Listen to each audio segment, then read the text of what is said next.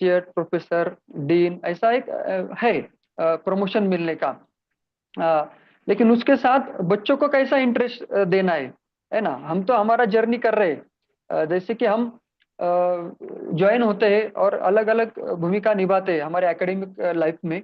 लेकिन बच्चों को, सब स्टूडेंट हमारे साथ 2 साल 3 साल या यूजी का और पीजी का हम बात करते हैं तो वो समय हमारे साथ रहेगा।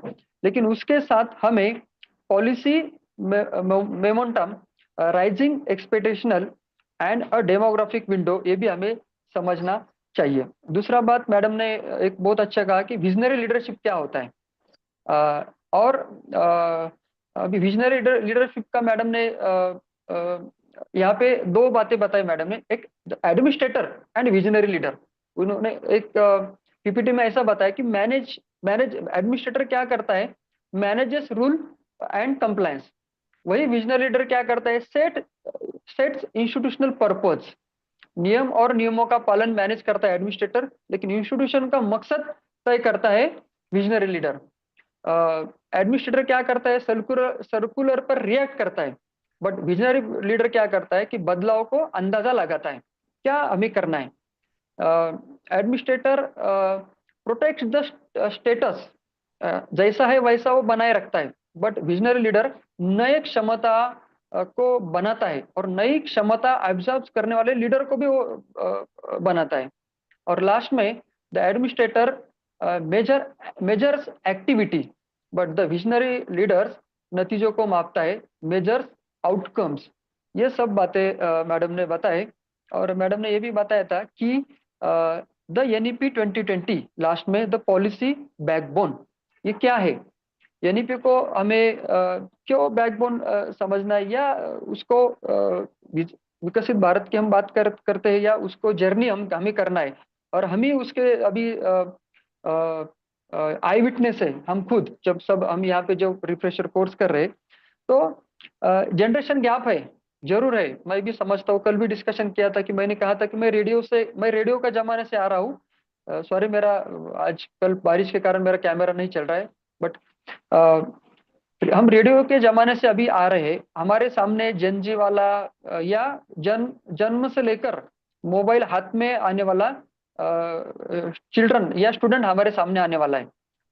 तो उनको हमें इंटरेस्ट करना, हमारे हमारे सामने इंस्टीट्यूशनल, एकेडमिक और क्लासरूम के ये सब प्रॉब्लम्स है, उसको हमें फेस करना है।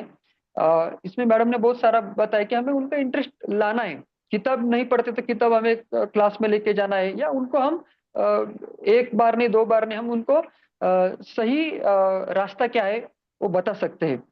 मल्टीडिसिप्लिनरी अप्रोच, जैसे कि हम समग्रता की बात करते हैं, होलिस्टिक डेवलपमेंट की बात करते हैं, तो एनईपी में मल्टी डिसिप्लिनरी अप्रोच रखा है।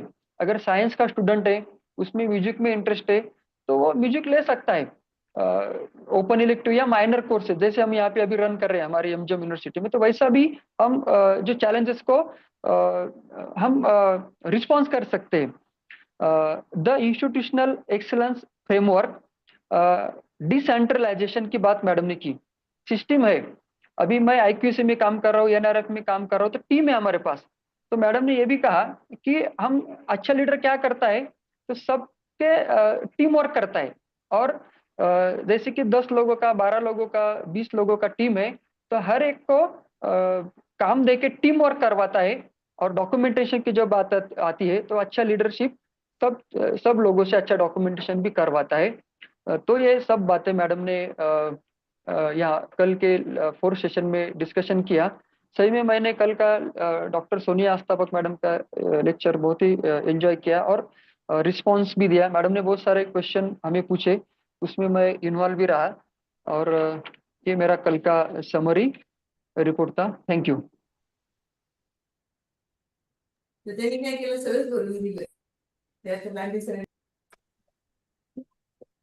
Okay sir. Hello.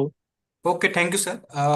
Research person भी ज्वाइन हो चुके, तो I request to participant please introduce to afternoon resource person Ajit Date. Good afternoon, sir. Yes, sir. Yes, roll number 68, please go. Yes, sir. Yes, sir. Good afternoon, everyone. Myself, Dr. Sushma Surve from Kohinoor Arts, Commerce and Science College, Khultabad. Dr. Babasaheb Ambedkar, Marathwada University, Chhatrapati Sambhajinagar, Maharashtra. It's a great pleasure to introduce Dr. Ajit Thete sir. Respected sir is very well known educationist in India. Dr. Ajit Thete sir has been awarded educational qualifications as BE Civil, Master of Technical Education, Master of Engineering, Master of Business Administration, PhD, and Fellow of Institution of Engineers. Currently, sir is working as a Pro Vice Chancellor of JSPM University, Pune, Maharashtra State.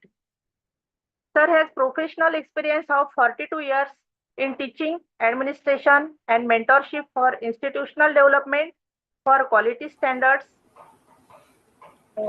banquet projects such as strategic planning, institutional development, accreditation, and training and development. Sir served as Joint Director in Technical Education in the Department of Higher and Technical Education, Government of India, Government of Maharashtra. Sir also served positions such as Head of the Department in Civil Engineering and Director, First Foundation and Director Center for Development of Leadership in Education. Sir is a member of 7 professional bodies. Sir has developed a first NSQF protocol for 15 MSME tools rooms across India. Professional mentorship for NBA accreditation of 100 plus UG, PG, diploma programs. Sir also worked as member of NAC peer team. Sir has a vast experience of working with prestigious universities and institutes in India for faculty development programs, curriculum development, and other quality-driven projects.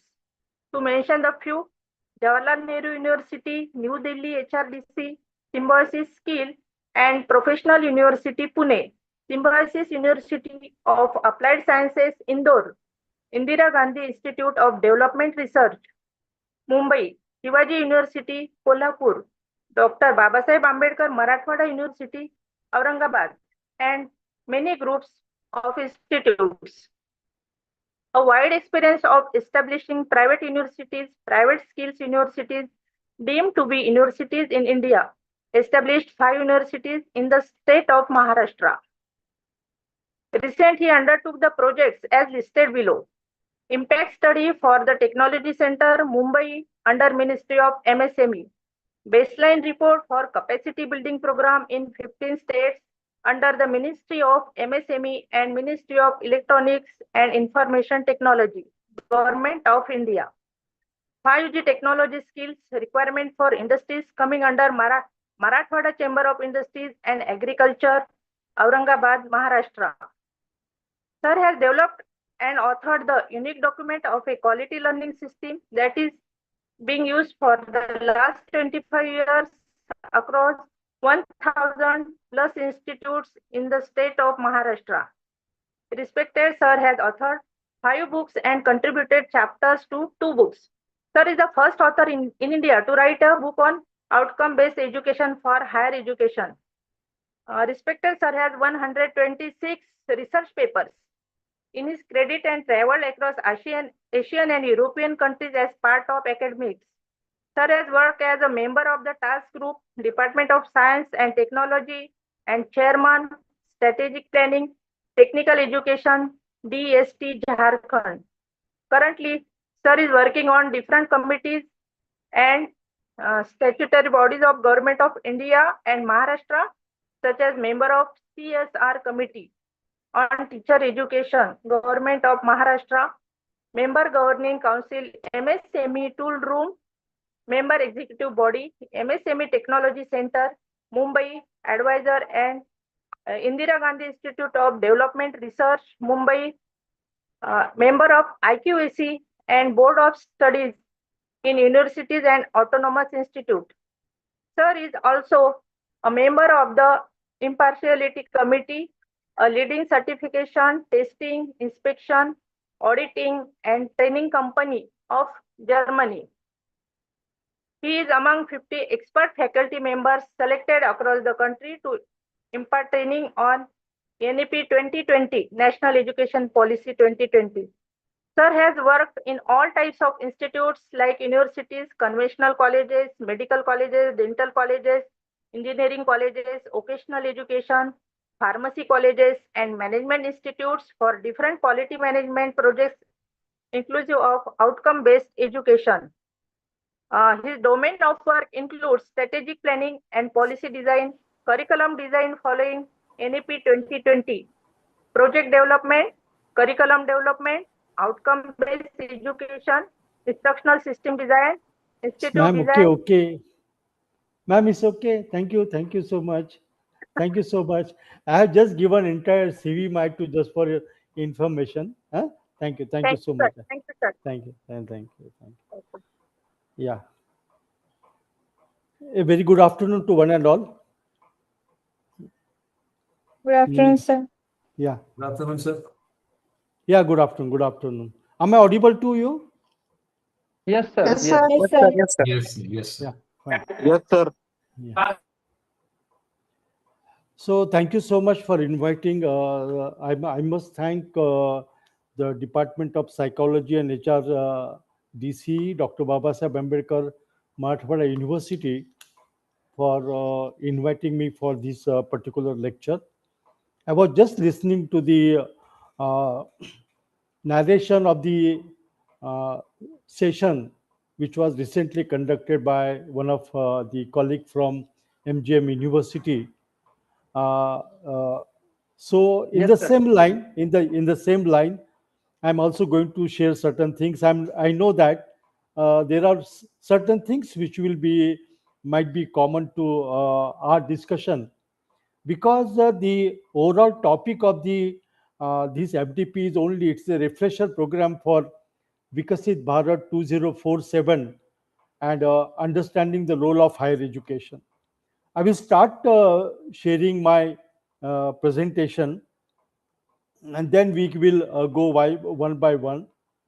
Meantime, I just wanted to have some of your feedback, or rather, how do you really see to this Vikasit 2047 in context to the role of the institution? How do you really look to this task?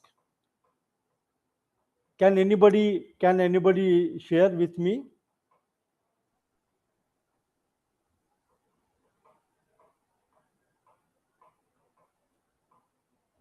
Yes. She's presenting right now. Yeah, I'm presenting. I'm presenting.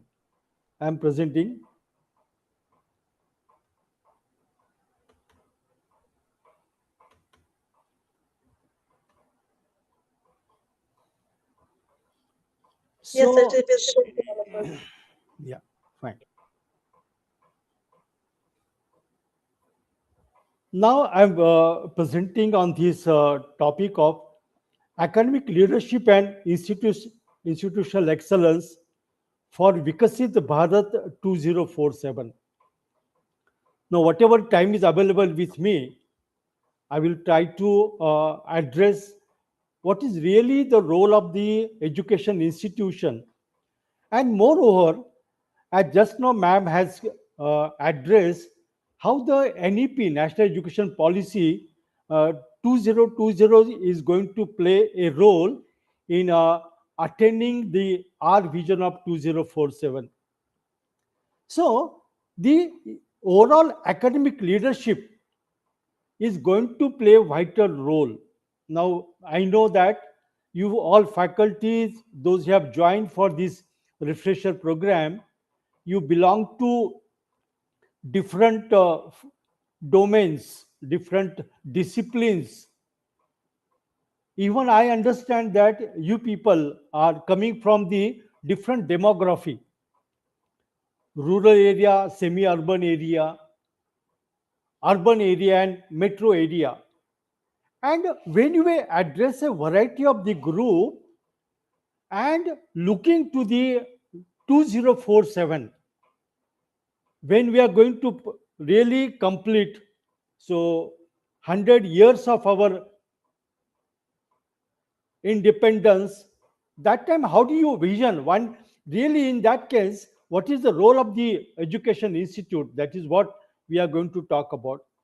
So when we talk about the Vikasit Bharat 2047, we all need to demonstrate a unique leadership and also to build the institutional excellence.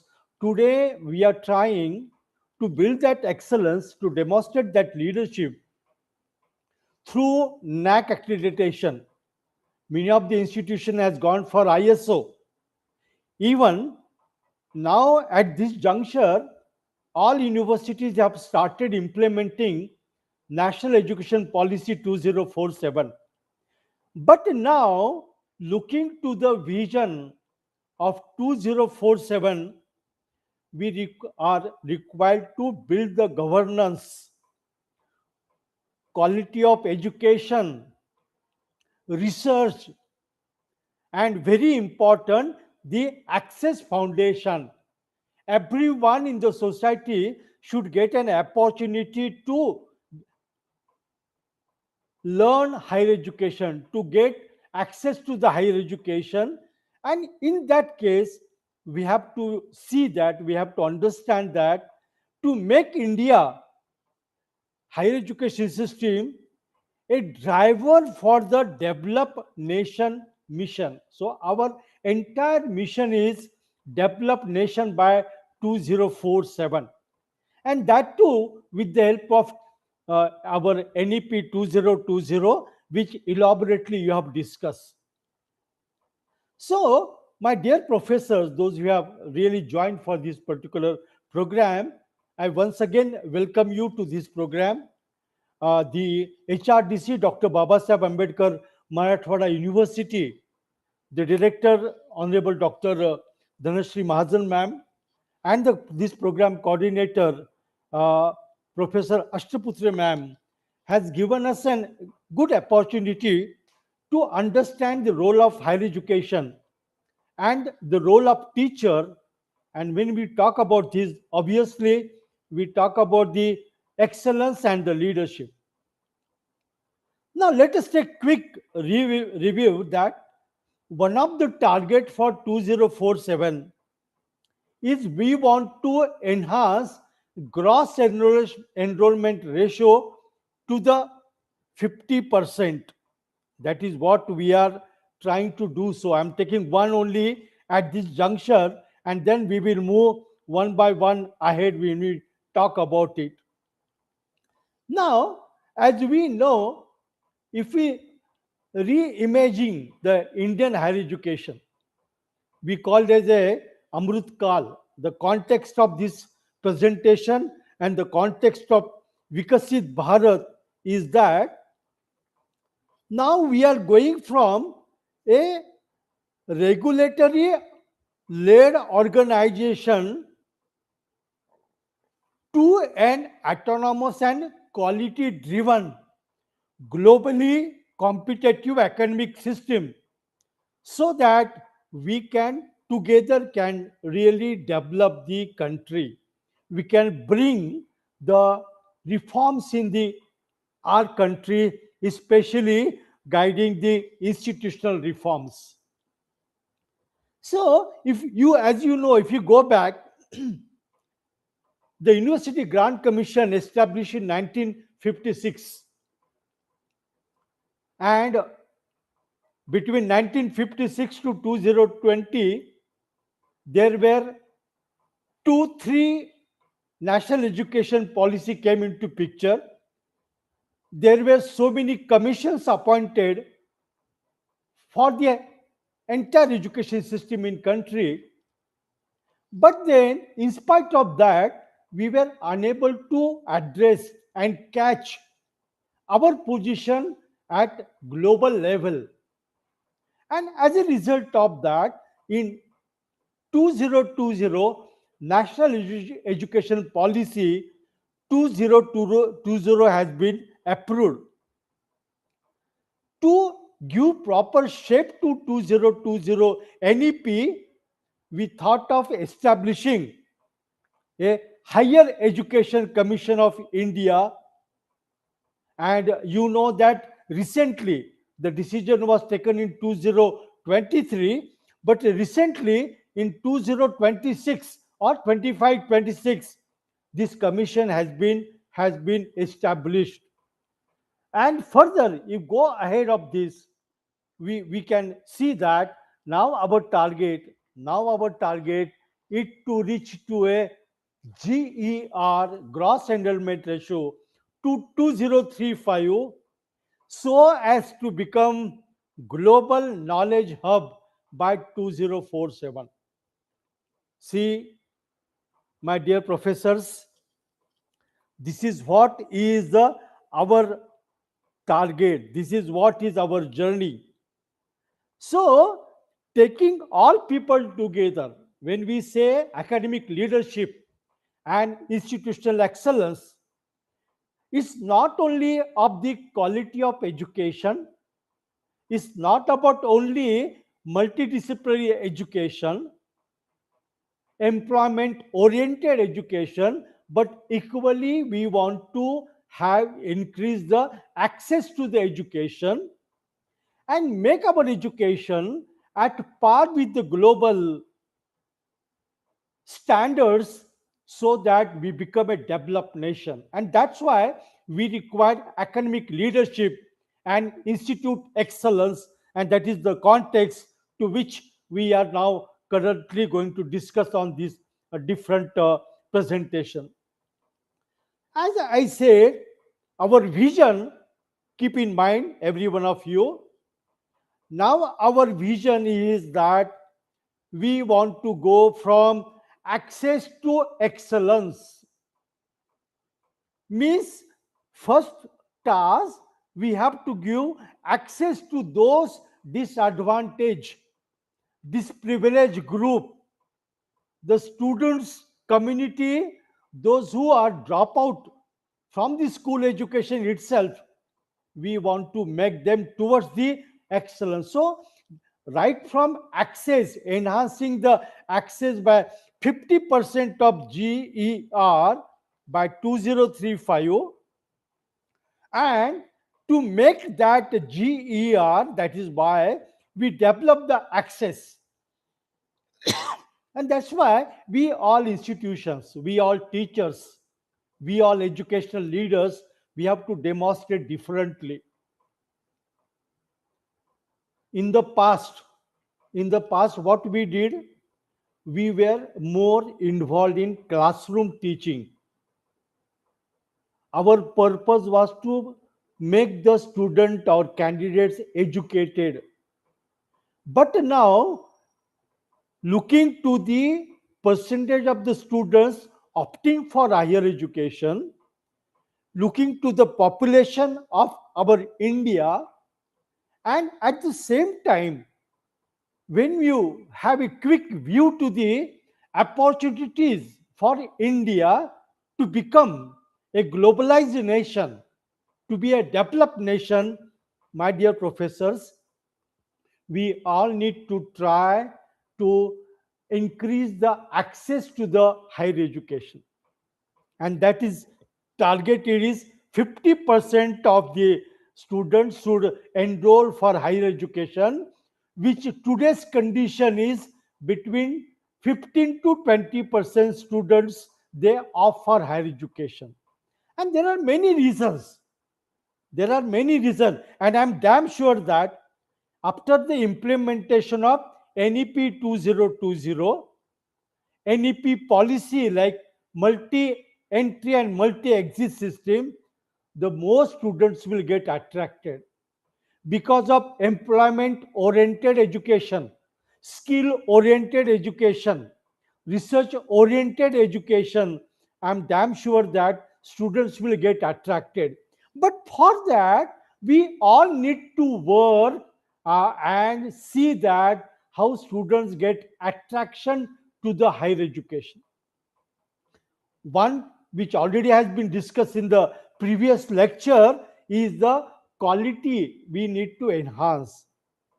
And that's why we have now been planning for the excellence that target research spending, that is has to be, now right now it is 0.64% only, and that we want to increase to 2% of GDP.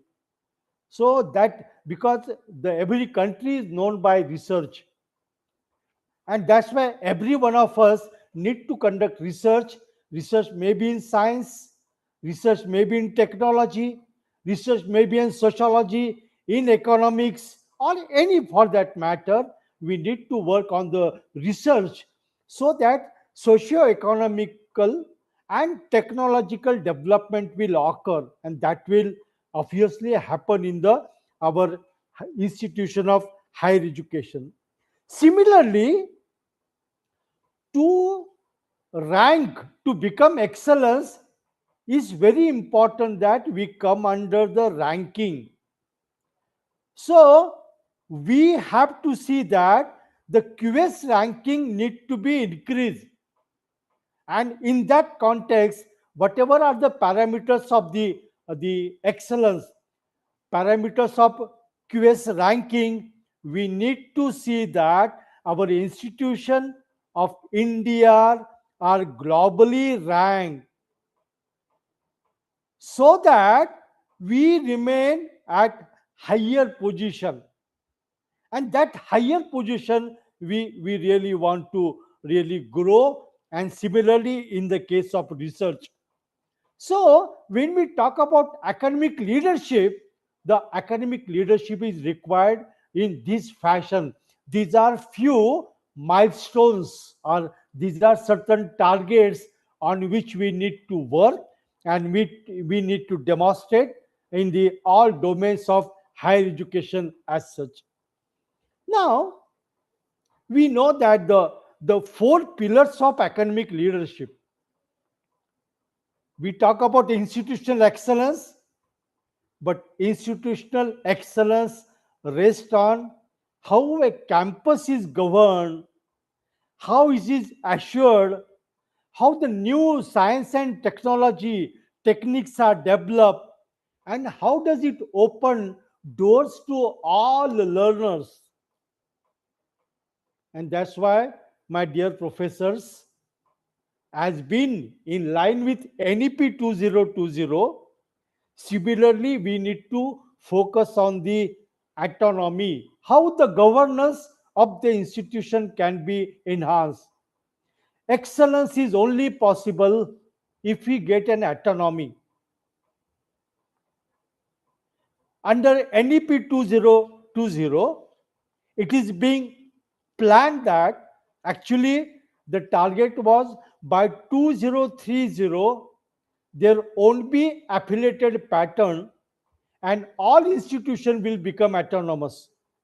But now that target year has been shifted to 2035, and every institution need to have their own governance.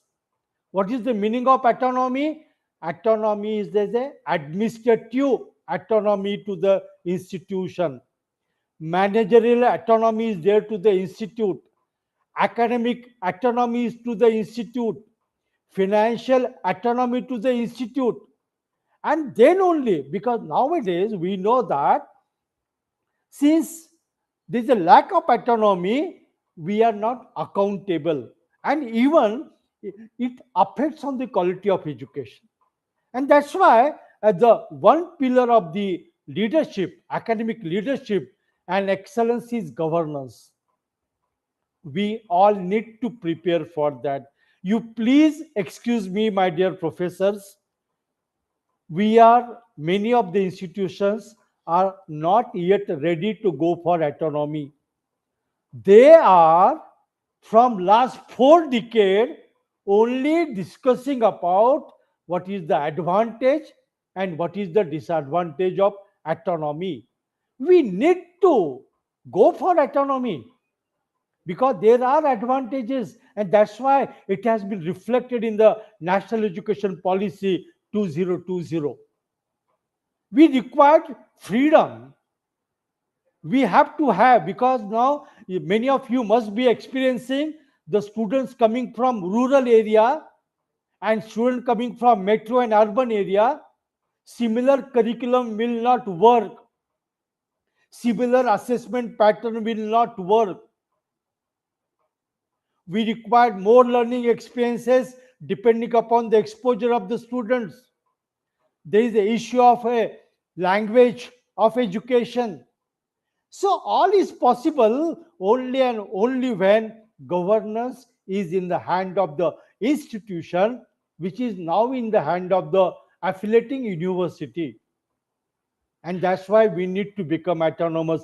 If we miss this train, my dear professor, we cannot see or we cannot dream about the developed nation 2047 that we are looking for. And that's why it's a responsibility of each and everyone to work on this particular pillar.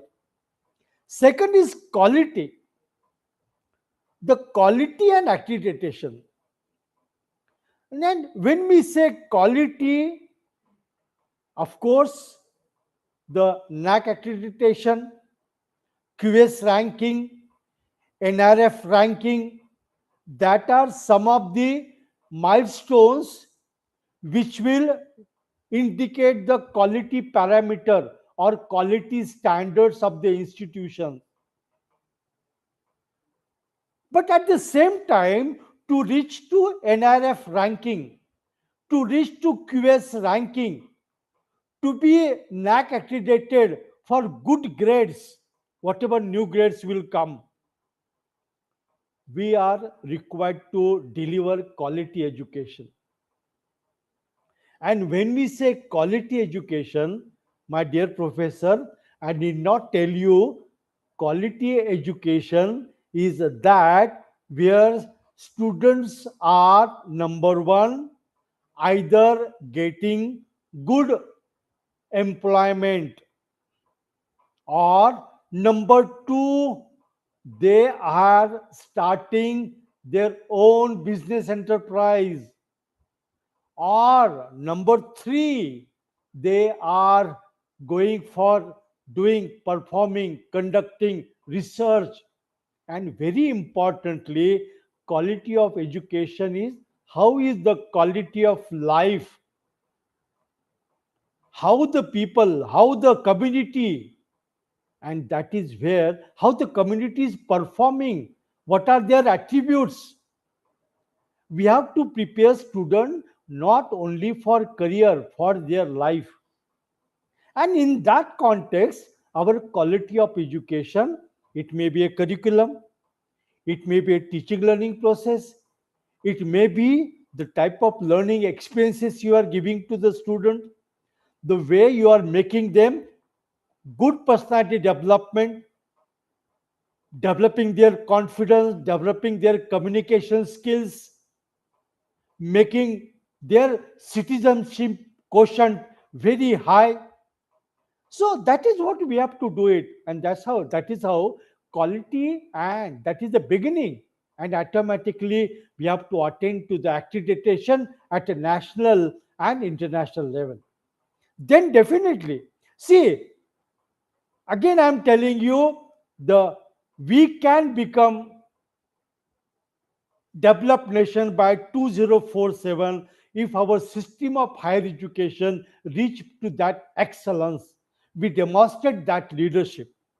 So country is in the hand of teachers, which we can develop. And obviously, as a part of the excellence, we have to also focus on the research, indigenous research in all domains of education.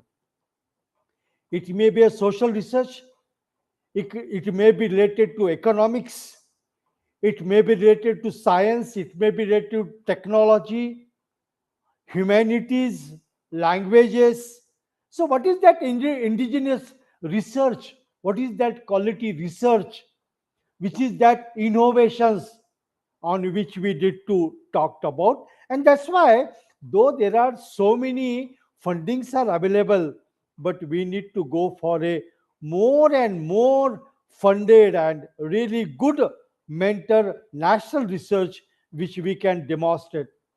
We need to see what is the really need of the community, need of agriculture, need of business, need of industry, need of society. And that quality research is going to be very important. And the fourth pillar, which is we are trying to really cover that gap, but still access and equity is the issue. And that's why you will find that in urban area the percentage of women admission are more as compared to the rural and semi-urban area. Number one. Number two, there are disprivileged groups. They don't have access to the higher education. How we can increase access to the higher education? And as I told you, NEP is going to help us into that. The credit-based pattern. See, here when we say access to the higher education, doesn't mean we want degree holders, undergraduate and postgraduate and research scholars. We want knowledgeable graduates who can transform the society. And to that, to develop the skills, to develop the abilities, to develop their performance, we need to have implement credit-based pattern, national credit framework, so that we can have a recognition of prior learning, we can offer credit-based education, and slowly student can move towards the higher education. And for that, if we become autonomous, you can design variety of the curriculum, variety of educational path. And that is why we say that these are the four pillars of academic leadership. So to be a developed nation, Vikasit Bharat 2047, we need to work on these four pillars of academic leadership: governance, quality and accreditation, research and innovation, and access and equity, which is equally possible and to be attained by all of us. Now, these are Pancha Pran, or rather we can say five pledges for Indian academia, which many of you must know very well. The five national pledges for the Amrut Kal, we call that 2047 as the Amrut Kal, translated into everyday work for institution and educators. So how we can really work onto that. Number one, Panchapran, number one is globally competitive higher education institutions. We need to compare. We need to compare our curriculum, our teaching learning, our assessment, our graduate attributes with the developed nation. We need to do lot of research because that is one of the pran global competitiveness which is there. I need not say many of you must be knowing that already government of India and University Grant Commission has given entry to foreign institution to be enter in India. So this competition is going to increase. So how really we can develop, how we can rebuild our institutions, how we can really modify our curriculum, modify teaching learning, assessment, and make our curriculum globally competitive. Globally, I was attending one of the meeting, and I was told, like I'm working in JSPM University, Pune, in the state of Maharashtra. What we did in our university, I must share with you. Here we have Faculty of Education and Humanities, Faculty of Business Management and Commerce, Faculty of Health Science, Faculty of Science and Technology, Faculty of Interdisciplinary Studies, all we have there. But we made certain thing compulsory that every student will learn artificial intelligence, data science, statistics, design thinking, communication.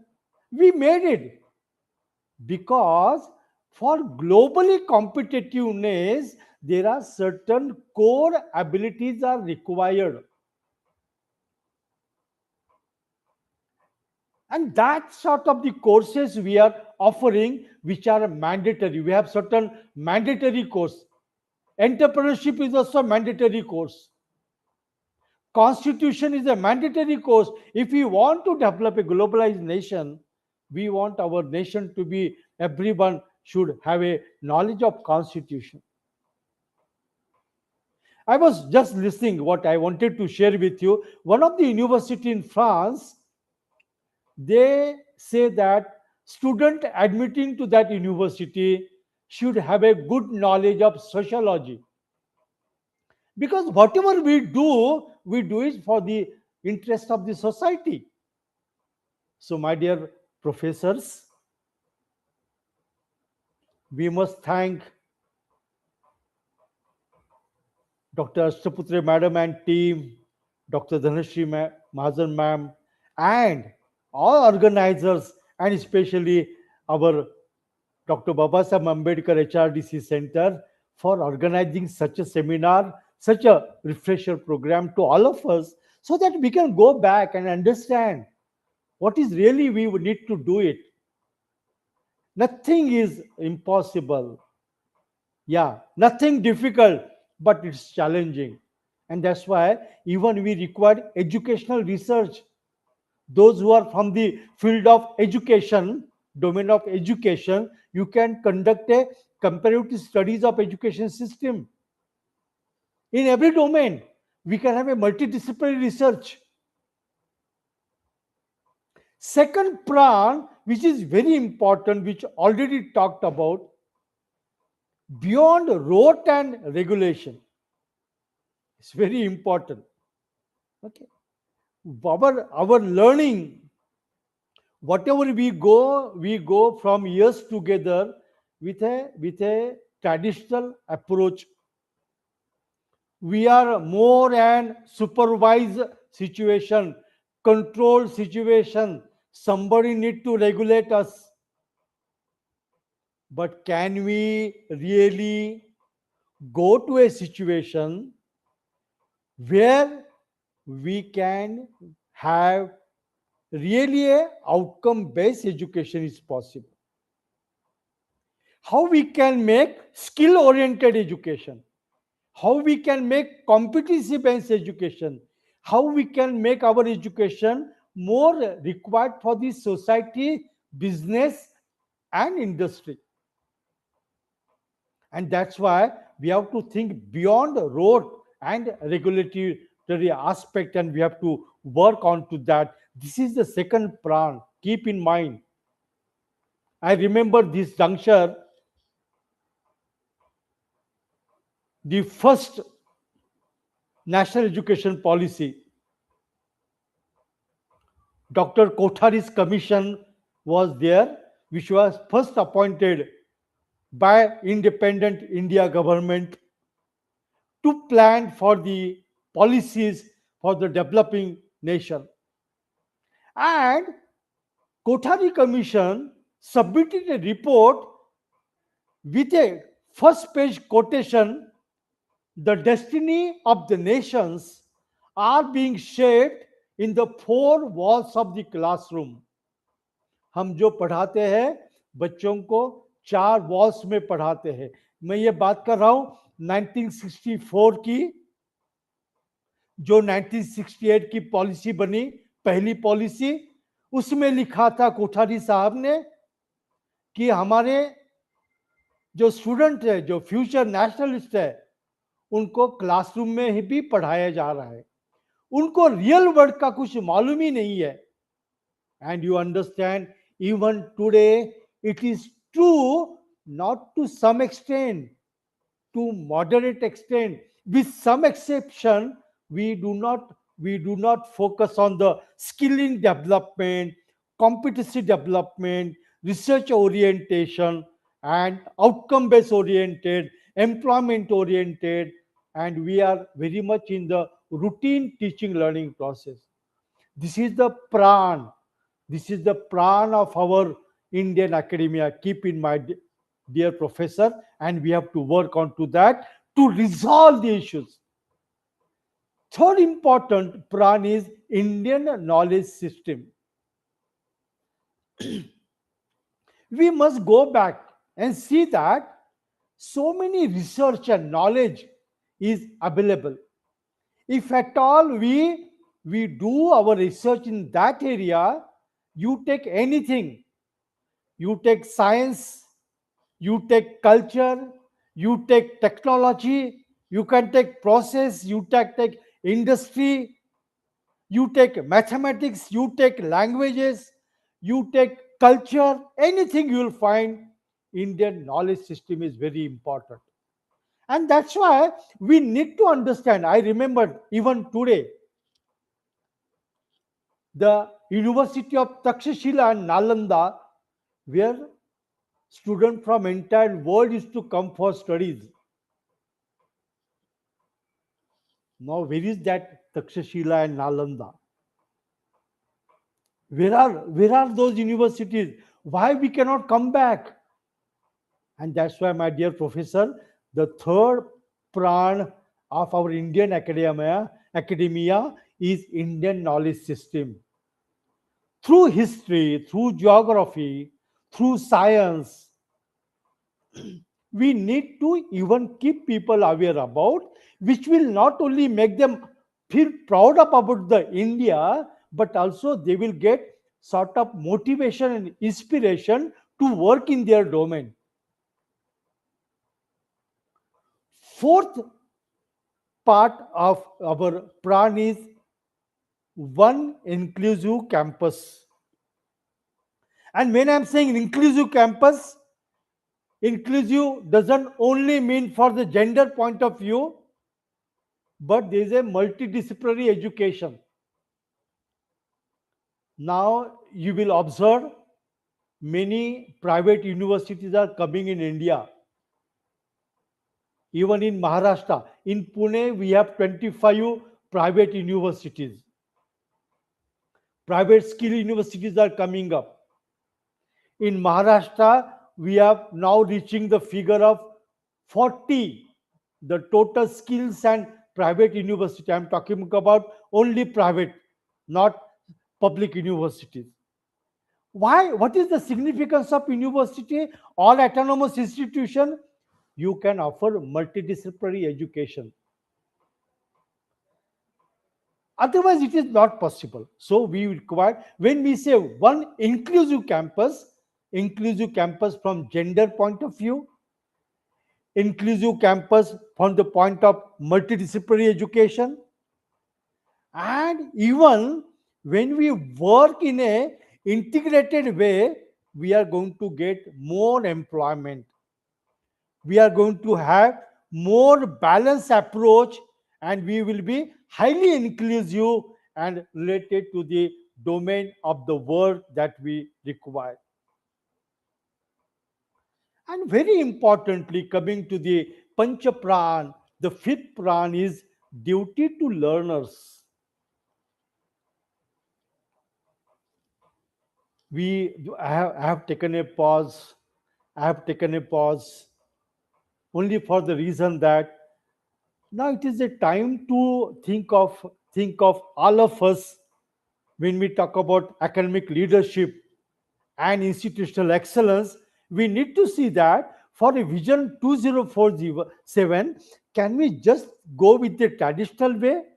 Now, what is our duty to learners? How we, faculty and administrator of the institute and university, work to make developed nation by 2047. Even today, we don't have learner-centric education, learner-centric education methodology, learner-centric assessment. We very few of us we think about what is the future of the student, whether they will get the job or not, whether they will are they confident, are they positive about their life. So my dear professors, I am not lecturing, but this when I'm talking to you, I'm also asking the same question to myself, that what you are contributing, what duty you are giving to the for the learners. And that is why this type of academic leadership is required to bring institutional excellence to make our Vikasit Bharat 2047. These Panchapran, that five pledges, we need to brought when we are talking on this aspect. And as you know very well, for that reason, we have set certain milestones. Since we are talking about academic leadership, in the context of Vikasit Bharat 2047, the leaders must know their target and what are the institutional reform target. Quickly, we will take those target which already we discussed. We want gross enrollment ratio, which is today, as I mentioned you, I mean in 21-22, it was 28.4%. Now we want to reach to 20 50% by 2035. Excuse me.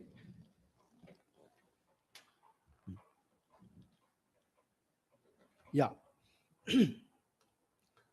Then research spending, right now 0.64% of GDP, we want to reach to 2% of GDP. Accreditation coverage, as on today, is a voluntary and partial. At least we'll talk about the NAC, but now we have to make it mandatory, and we have to be an universal everyone, and we should not go only for NAG, but we should go for NRF QS ranking. And as we discuss, we should have to focus on global ranking presence. Multiple institution will be in the world top 100. That is our vision. Okay, so that's why here these milestones we need to work. And I will tell you, my dear professor, we understand that we have to have a this target in your mind. We all together can develop.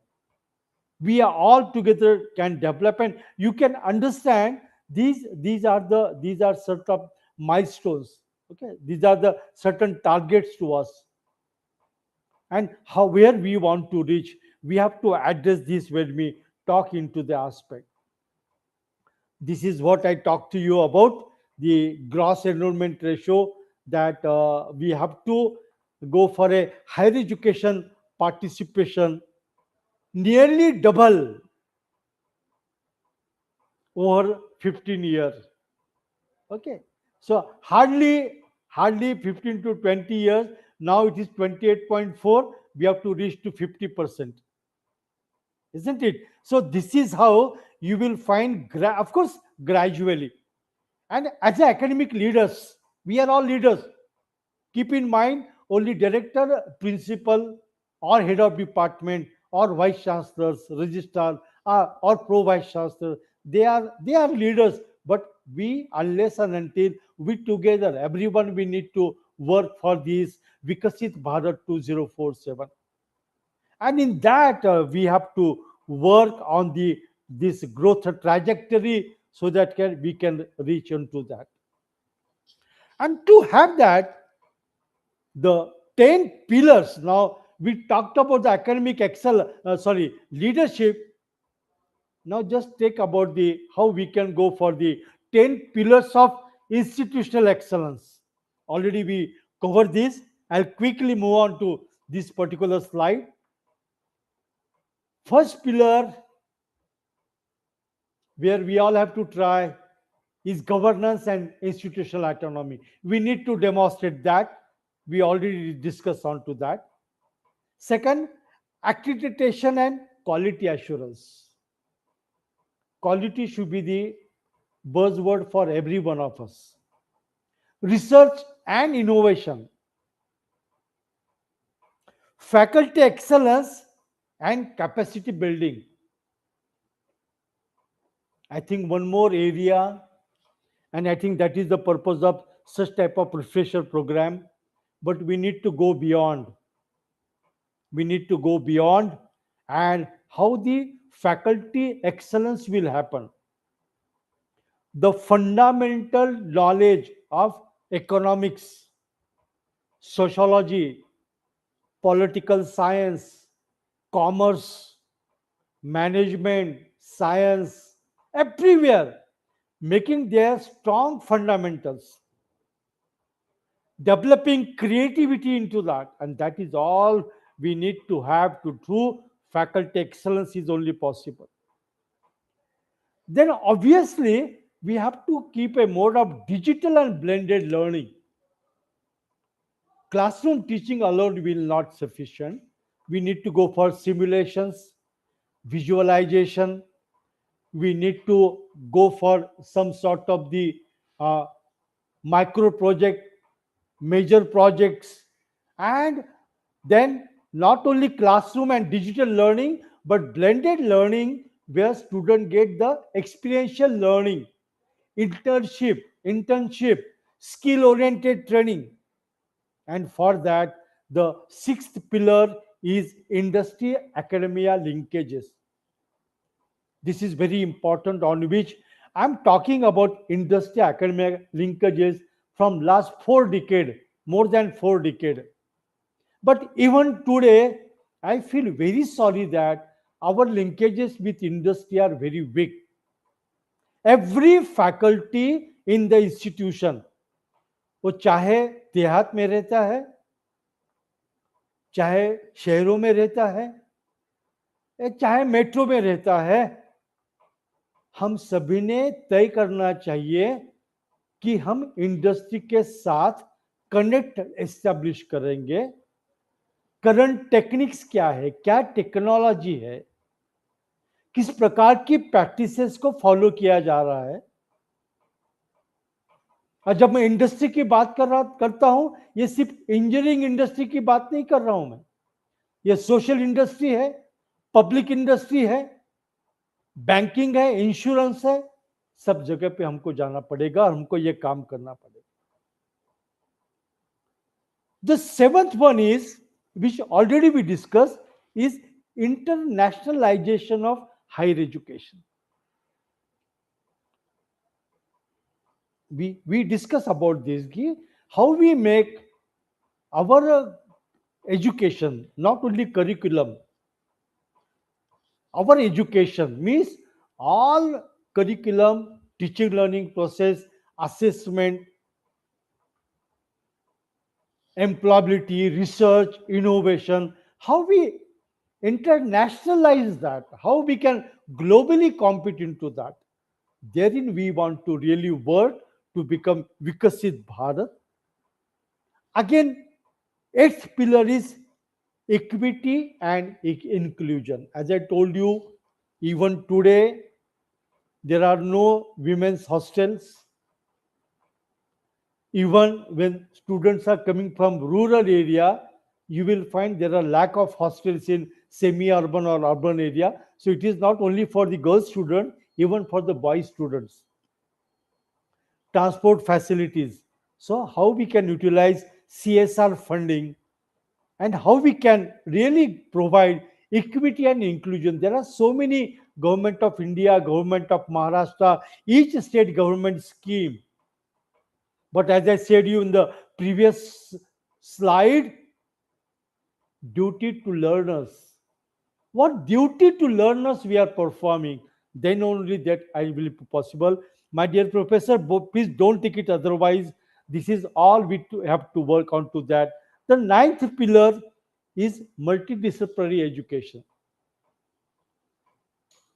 I'm a man of economics, but if I don't know much about the science, if I don't know much about the psychology, if I don't know much about the business management, I may not succeed.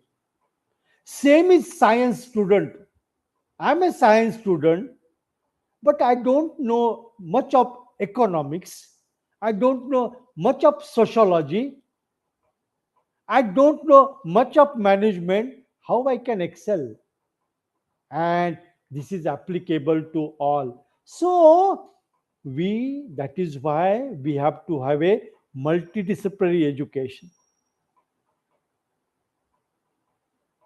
And that multidisciplinary education framework can really address our requirement and we can fulfill the need. And there we want to develop the institutional excellence, and that is to become Vikasit Bharat. And obviously, the last one, the 10th pillar is skilling and employability.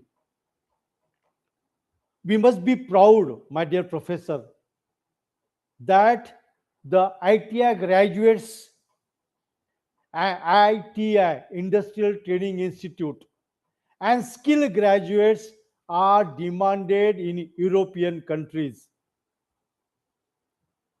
But not only in European country, but in India also, we are lack of skilled manpower. We are lack of employable manpower. It is not that jobs are not available. Jobs are available. There are enough business opportunities, but the relevant skills are lacking. And I think our higher education is failed in providing the relevant education to our student and to the society.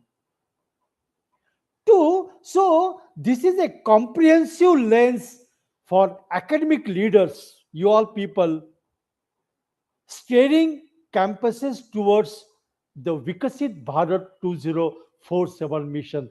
If we work on to this, definitely we can work on this aspect, and as we see, we can have these sort of access, equity, and learning outcome goals for that. So if we do so, which already we have discussed, and to be where very importantly here I'm talking about lower dropout, how we can lower the dropout ratio. That's also very equally important, where we need to have the more and more aspect. Then I mentioned about 100% foundation literacy is and numeracy is important. I mentioned you about my university at Monop University in France. So we need to also mention that fundamentals foundation has to be very strong so that they can work on to that. And obviously we have to see that how we can address these aspects.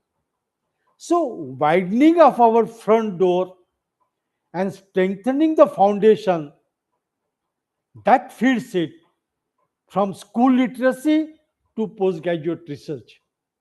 That is how our milestones are there for access and equity. And it's not only, again and again, I may tell you during the 3 hours of session, we need to change our thinking, my dear professor. We need to revisit, understand our roles as a teachers, our role as a teacher of higher education. I'm not talking about you, those who have joined, but every one of us who are teaching to the higher education institution, we need to address. And you, as an ambassador, where you have been trained for the Vikasit Bharat 2047, you have to propagate this theme and message to all of them. This is what we talk about the research, innovation, and IP, intellectual property right ecosystem, which really we want to develop, and we really want to go with a more and more patenting as such. research as such. All that we need to work on to that. Then on technology, using Swayam and Swayam Plus, we should take digital public transformation for education. We must take the benefit. Now, Government of India, University Grant Commission, All India Council for Technical Education, all they have provided a sort of a national digital stack. Now, this is Swayam and Swayam Plus. How we motivate, how do we promote our student to use these Swayam and MOOC platforms and enhance their knowledge and abilities. And that's why we can focusing more on digital infrastructure. Academic bank of credit. Now, there's an academic bank of credit.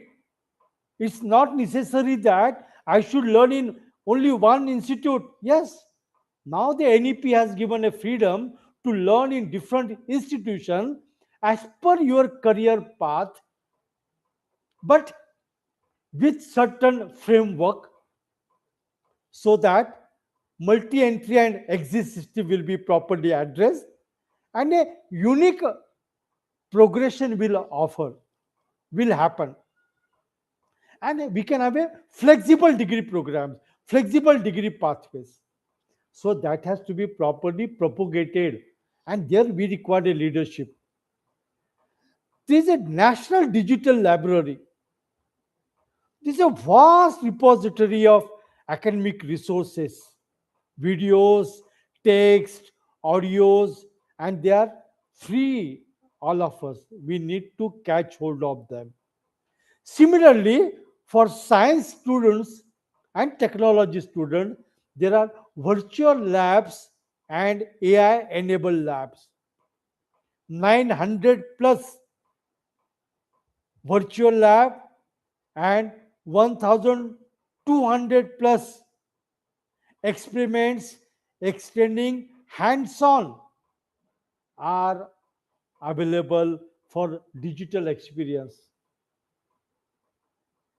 And that is how we have to increase this aspect. We want that more and more universities, more and more institute, more and more students, and more such a type of academic resources are created, which we have, you can see on the right side of that, what digital learning by numbers we really want to really achieve into that. And in that way, we require this milestone of technology where we need to work.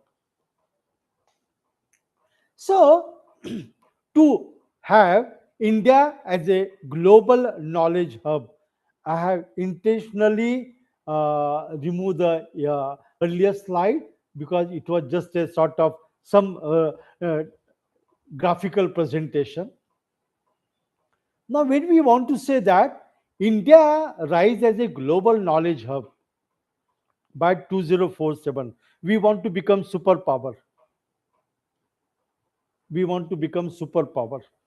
And when we say superpower, my dear professor, please keep in mind it's not only science and technology, but in economics, in sociology, in banking, finance, insurance, everywhere, everywhere. And for that we have certain milestone for global standing of 2047. Now we are in 2026. 44 institutions ranked globally.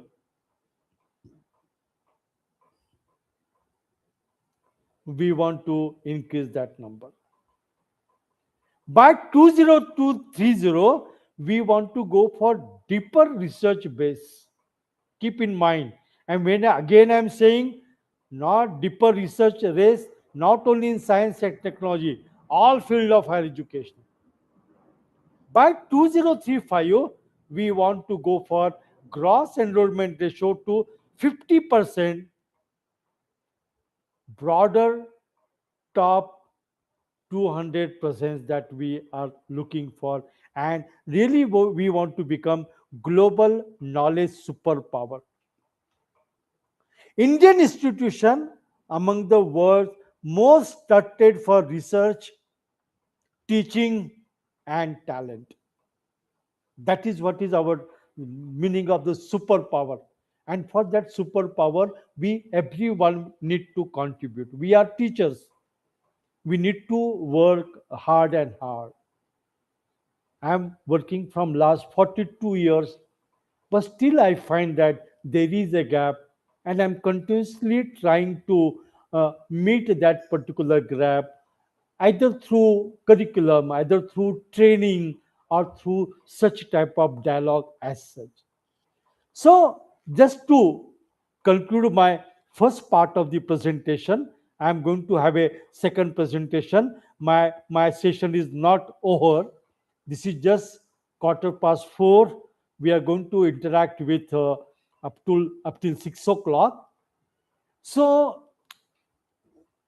building autonomous, accredited, research-driven, and inclusive institution which will academic foundation of developed Bharat by 2047. So every institution, every educator, and one vision. So we want every institution, every educator, only one vision: building autonomous, accredited, research-driven, and inclusive institution which will form the academic foundation of developed Bharat by 2047. Practically speaking, practically speaking, this is sometime, this is sometime is may not be possible for every institution to excel in each area. Do you got me? For every institution, it may not be possible to excel in each area, and that's why we have to come out with a what are our strong point and how we can develop in that particular point. There we need to really work, and we want to perform in a better way as such. Okay, I'll just present you a next presentation, and meantime, if you have any question, you can come forward. I will also share some of my experiences to you. Yes, any question, please? Sir, Yeah.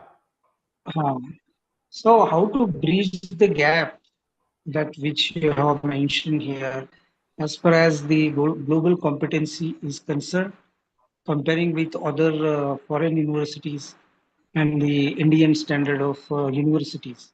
So where Very exactly we lag behind? Yeah, very good question. Very good question. Actually, I will give you answer to your question. Your question is very relevant. I appreciate you. See, Thank you, sir. basically, yeah. Basically, what we require to do, first of all, we need to study. I'm giving you. Please note it down. Please note it down. I will give some guidelines to you. Please Yes, refer sir. to please refer to National Credit Framework.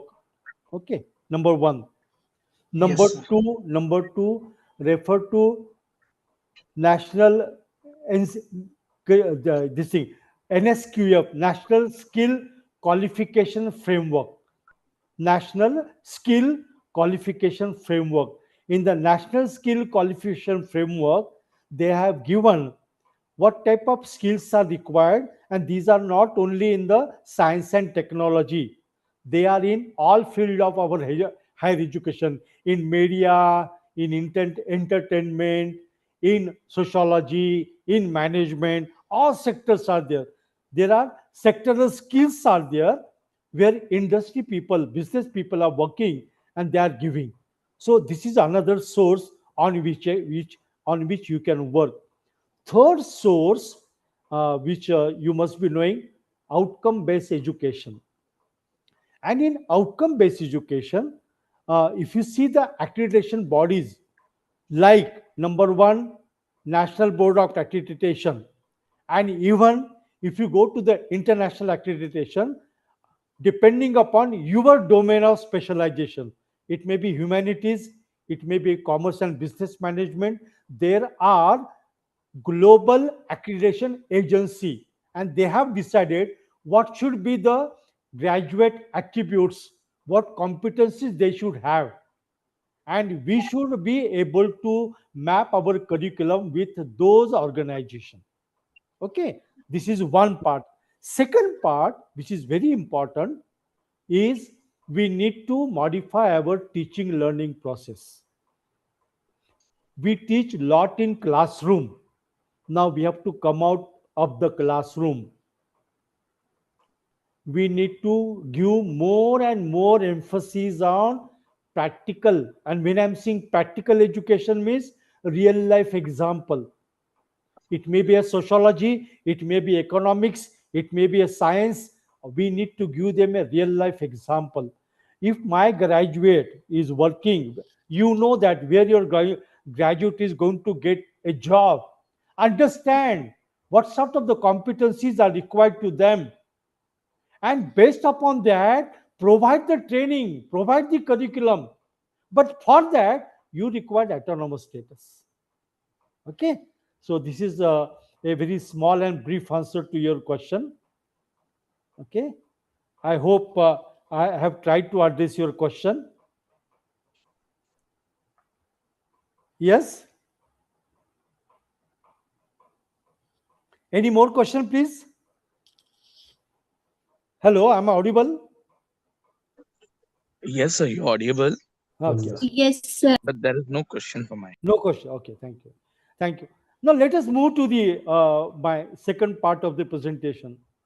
And in my second part of the presentation, obviously there is going to be some repetition which I have shown in the previous slides, and those few repetition I'm going to skip. Few repetitions I'm going to skip through this particular task. Okay, just give me 1 minute. Just give me 1 minute. Yeah, right.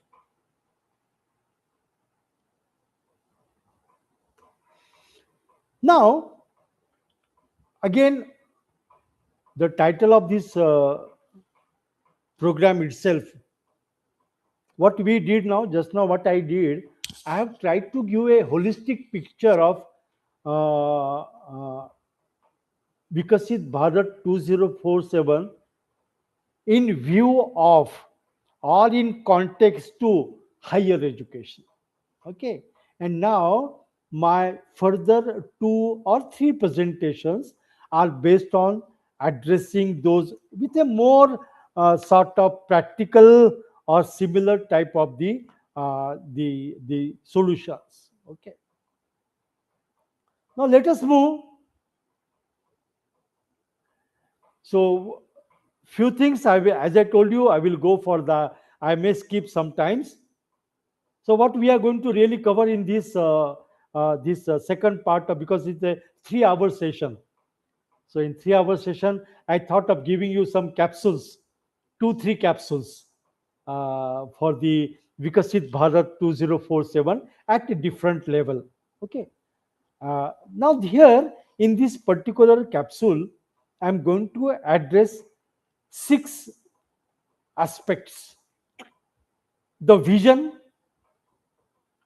how is that Vikasit Bharat 2047 and India's growth story that we are going to talk about.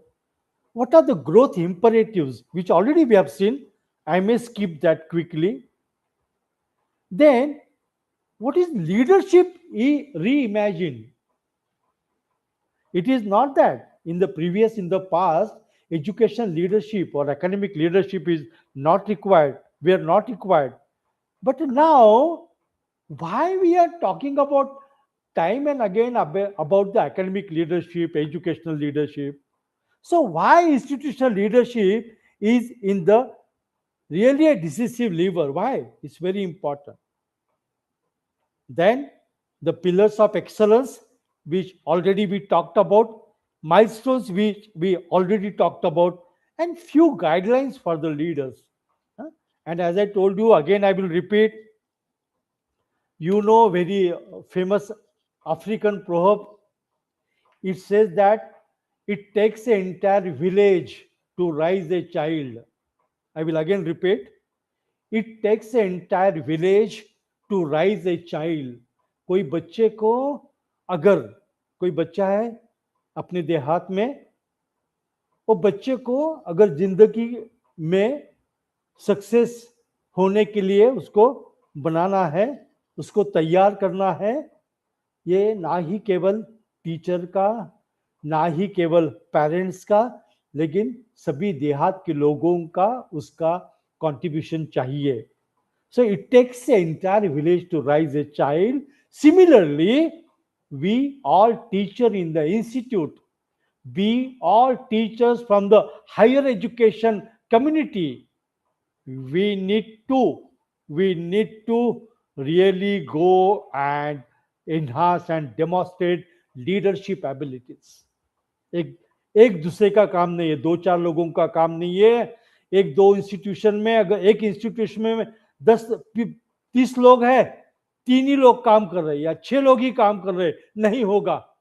हमको विकसित भारत के लिए हमको सबको मिलकर अपनी अपनी capability को समझ के, जहां जहां पॉसिबल है हमारी कैपेबिलिटी को एनहांस करके हम किस एरिया में कंट्रीब्यूट कर सकते हैं, इसके लिए कोशिश करना पड़ेगा. And that is where we want to really work. Now as we can say, what is विकसित भारत 2047? ये कैसा आ गया, क्यों आ गया, ये क्या उसके लिए विजन है? विकसित Bharat at 2047, developed India.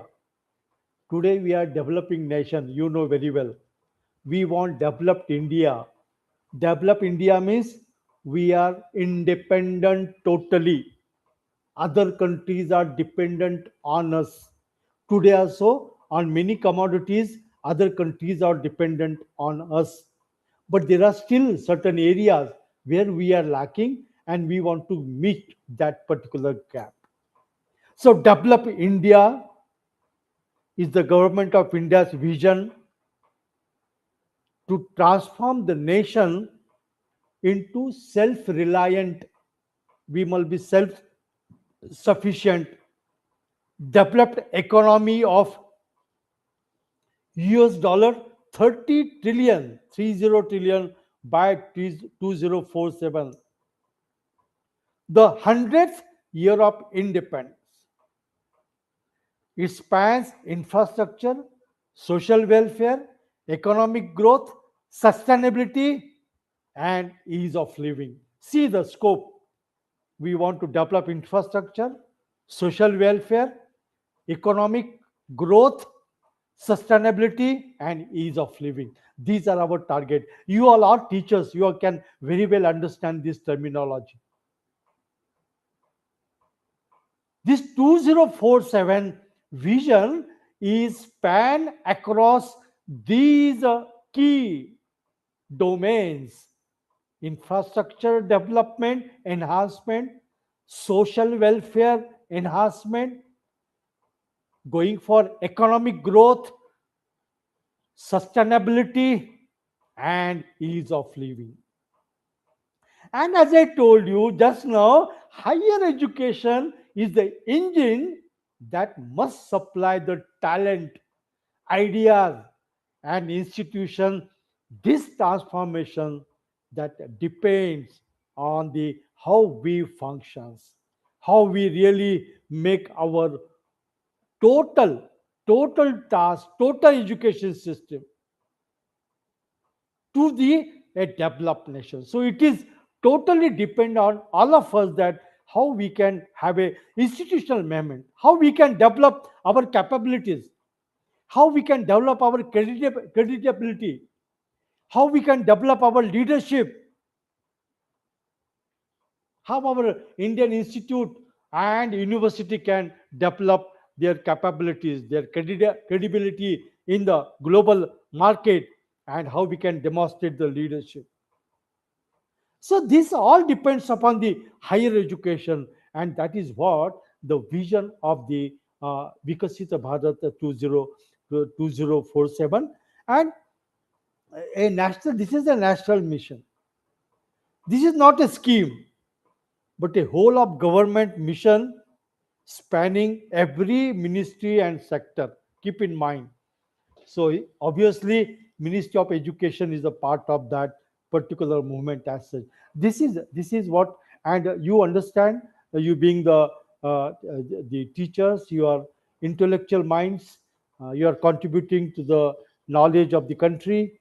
You know how important these terms are there, and how we as a higher education we can contribute to that.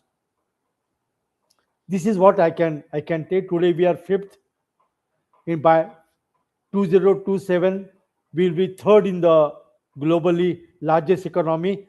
We are now four, between 4 and 5. Last year we are four. Today we became fifth because of certain reason which you know better. By 2027 we want third, and by 2047 we want US dollar 30 trillion. One of the very important part is that India's demographic dividend. We have 144 crore population. Median age is 29. Keep in mind, youngsters are more in our India. So median age is 29. Nearly 20% of the world's young population, and opportunity likely to last until 2047. And that is why higher education institutions carry the responsibility of converting this demographic weight into productive, skilled, innovative, ready workforce. Do you got my point? Huh? So it's very important that when we are our country, we say that our country is the youngest country. It's only because the 20% of the world population, young population, is in India. They can provide brain and muscle power to the entire world. And that is why higher education leadership is a decisive lever. It's very important. And that's why policy set the directions that the institution delivers outcomes between whatever we say, the vision of Vikasit Bharat, and its realization on one factor more decisive than other single scheme, and that is the quality of leadership inside every college and university. And that is why reforms and translators, just now before my session, you have listened to the NEP 2020 in context to Vikasit Bharat 2047. Talent need stewards. So we require that these talent to be properly trained. The instructions are given to these people, these 29 age people, which is the median age, 20% of the global population, so that they are well enough educated, skilled, trained, and retain the talent. And that's why we require our ecosystem need to be properly architect or properly designed, isn't it? Here is very important. This last term, ecosystem need architects. Architects means you are architect, I am architect. We are all architects of higher education. So we all together, through research, through collaboration, through national and global partnership, we should develop our institution as one of the visionary institution. We should be a skill developed developing institution, talent creating institution, and we can have a really a visionary and accountable leadership. Please excuse me, but today we observe that majority of our teaching faculty, of course, you all are, those are connected are not part of that community. They don't take accountability of anything. They either point out to the management or to the university or to the principal or to XYZ, etc., etc. But now we need to come to a come, and that's why higher education leadership is a very important aspect. This lever is going to play a very important role into that, and that is why the if you could see the academic leaders mandate is changing. Okay, whatever academic leaders they used to do in the past, if you see, go to the back, principal, director, HOD, they were administrator, managing compliance and routine process, focus on admissions and running the programs, courses, treat faculty as a staff to be scheduled, respond to ranking and audits whenever they come. I've seen during NAC, when NAC second cycle, for example, is coming, people start working 1 year before the second cycle. How it is possible? And now, on your right side, the new mandate for we all. We are not administrator. We are institution builder, my dear professor. We set the vision, strategy, and institutional identity. We go for NAC, we go for ranking. That time we go with full confidence. We try to set our own identity in our community, our higher education community, and even in the location where you are serving. So the new mandate is not an administrator, is an institution builder. See, my dear professors, sets vision, strategy, and institutional identity. Focus on learning outcomes and employability, not covering the curriculum, covering the syllabus, conducting the classes. No, focus is on whether learning outcomes are there, whether students have developed knowledge and ability, whether students have got the employability. This change treats faculty as talent to be developed and retained. Today, there is a significant importance given to teaching faculty. How faculty are treated as a talents, not as a staff. That's why research, conferences, seminars, FDP, funding, and they are being developed and also retained. They are also retained. Build systems that earn ranking and accreditation by designs. See, my dear professors, the leadership mandate of yesterday and today.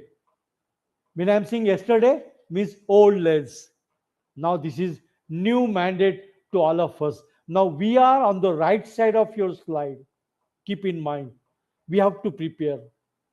Vikasit Bharat 2047 asks academic leaders to move beyond routine administration into the active building of institutional capability, reputation, and impact.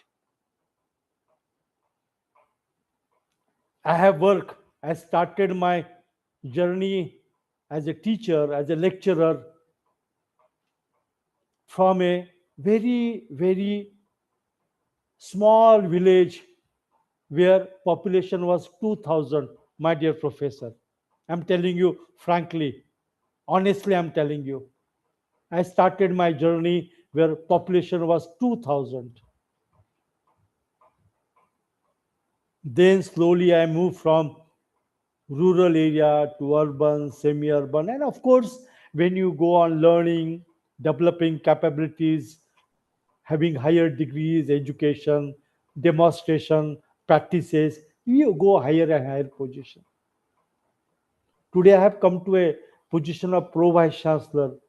I feel proud because I have started my journey as a lecturer in a village of 2000 students.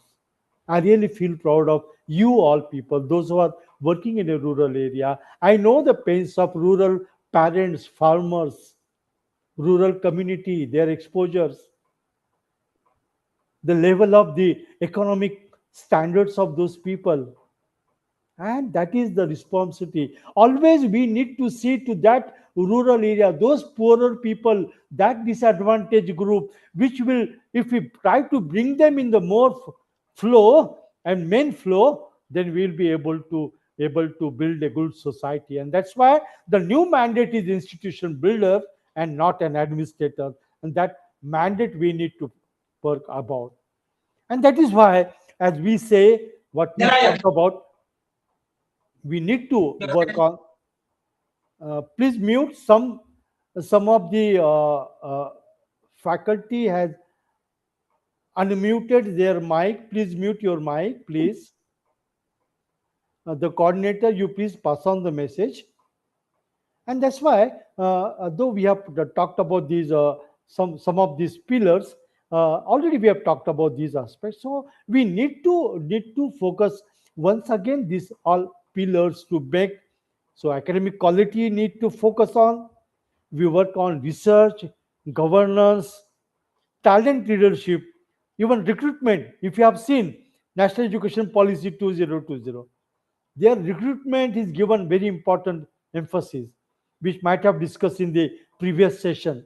And promotion is given, or rather, the freedom is given for the global engagement, which was not to that extent earlier. And that is what where we have to work on these five pillars. This already we have discussed, but since it is a part of my lecture, my presentation, I must tell you that we have to focus once again what Madam conducted in the previous lecture. We have to take the NEP 2020 as a reforms that empower leaders. Keep in mind, though many people, I'm telling you based upon my experience, I may be wrong. Please excuse me if I'm making some faulty statement. Majority of the people, they say that NEP is really not giving us an outcomes.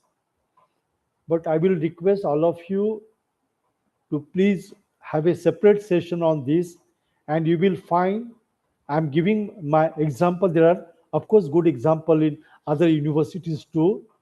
In our universities, there's a full flexibility.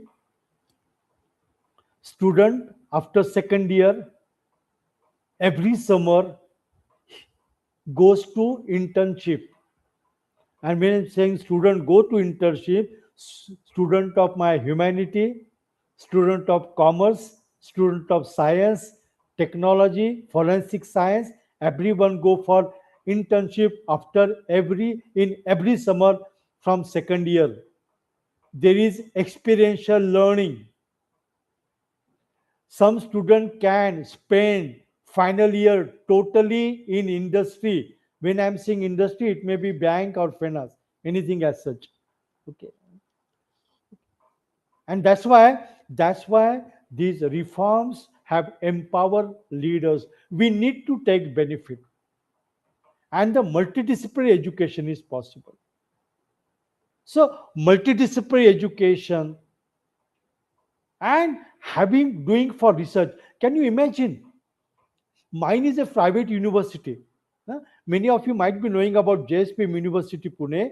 we are just completed 3 year. I'm not marketing my university, but I must tell you, because you are all my teachers, my colleagues, I must tell you, in our institution, our university, we have just completed 3rd year. Almost 300 students are pursuing their PhDs. There are 8,000 students, 450 faculty members are there, 100 faculty more I have appointed, and they are joining in the coming month. There is a flexibility. Experiential learning is there. It is only possible because of NEP 2020. Industry funding is there. Student can offer minor, sorry, faculty and student can offer minor project and research project. We have a good industry and global linkages. Industry people, suppose in a curriculum we have 6 unit, say for example, for 3 credit course, there's a 6 units are there. If I'm a teacher, I deliver 1 credit, 1 unit, then that 1 unit is summarized by expert from industry. This is how we have a collaboration. So please keep in mind that NEP 2020 form has given say empowerment to all of us, and we should take a benefit of that, and we should go for a those who are affiliated. You should slightly move to the graded autonomy, and once you become autonomous, you will have a globalized multidisciplinary education is possible into that particular area.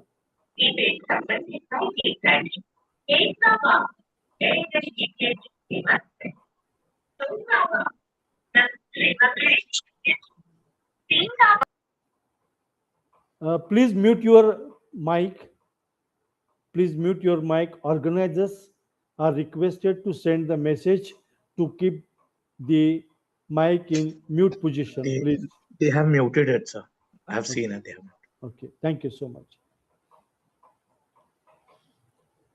Now, next, when we talk about these aspects, let us quickly see few points. I'm here coming to a very macro level. As I said, these slides are something different from the previous one. We have to focus on outcome-based education. I know that because I work pan India. Though today I'm a pro vice chancellor at JSPM University, Pune, but till yesterday I used to work on pan India, and I have seen that the outcome-based education approach, which is really useful for developing the employability and holistic learning, is not implemented in 2 words and spirit. We need to redesign the program around the measurable learning outcomes.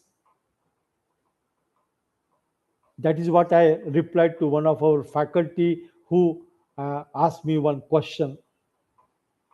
We need to continuously refresh our curriculum and see that what are the new areas coming, what are the emerging field, and in how that emerging field, as I given you an example of AI, we started in 23-24.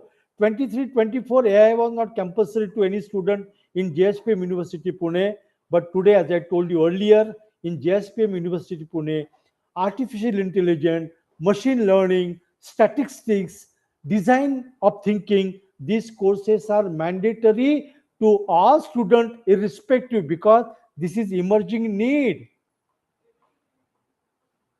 And we need to continuously work for the institutional excellence, which already we discussed on this particular part of the aspect. In research also, we have to talk about, as I told you, enhancing the doctor capacity. Your doctoral capacity has to be increased. Of course, it all depends upon how many PhD faculty, qualified and eligible PhD faculty that you have.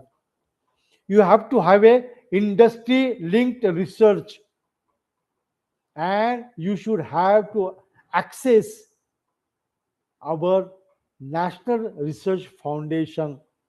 Okay, that Anusandhan which is there, that Anusandhan of National Research Funding, ANRF to be addressed to address the research requirement, and irrespective of the nature of the institution, the demography of the institution, we should try to establish an incubation and IPR. I'm giving you, you must be having so many examples from the even rural area. I have a personally very attachment with the rural area. That's why many times I'm giving an example of rural area, remote area. Incubations are, IPRs are possible. You can work with the community, you can incubate them, develop them in developing their, modifying their ideas as such. This already I've talked to you about how the governance and autonomy is going to work on these aspects. So empowered boards and councils will be there. We'll have a data driven decision instead of going for the regulatory body based upon the institutional requirement, dashboard of the enrollment, outcome, finance. We can plan on to that aspect. We have a financial, administrative, and managerial autonomy along with academic autonomy, and we can have a transparent compliance to all these UGC and expect. Faculty, you can attract, develop, mentor, very important. 2 and 3 are very important.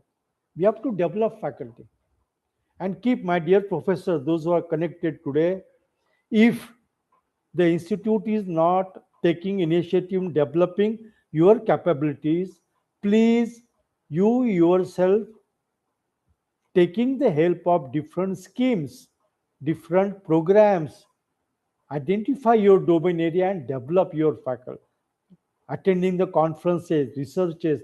I'm giving my own example. I attended so many FDPs when I was a faculty, teaching faculty.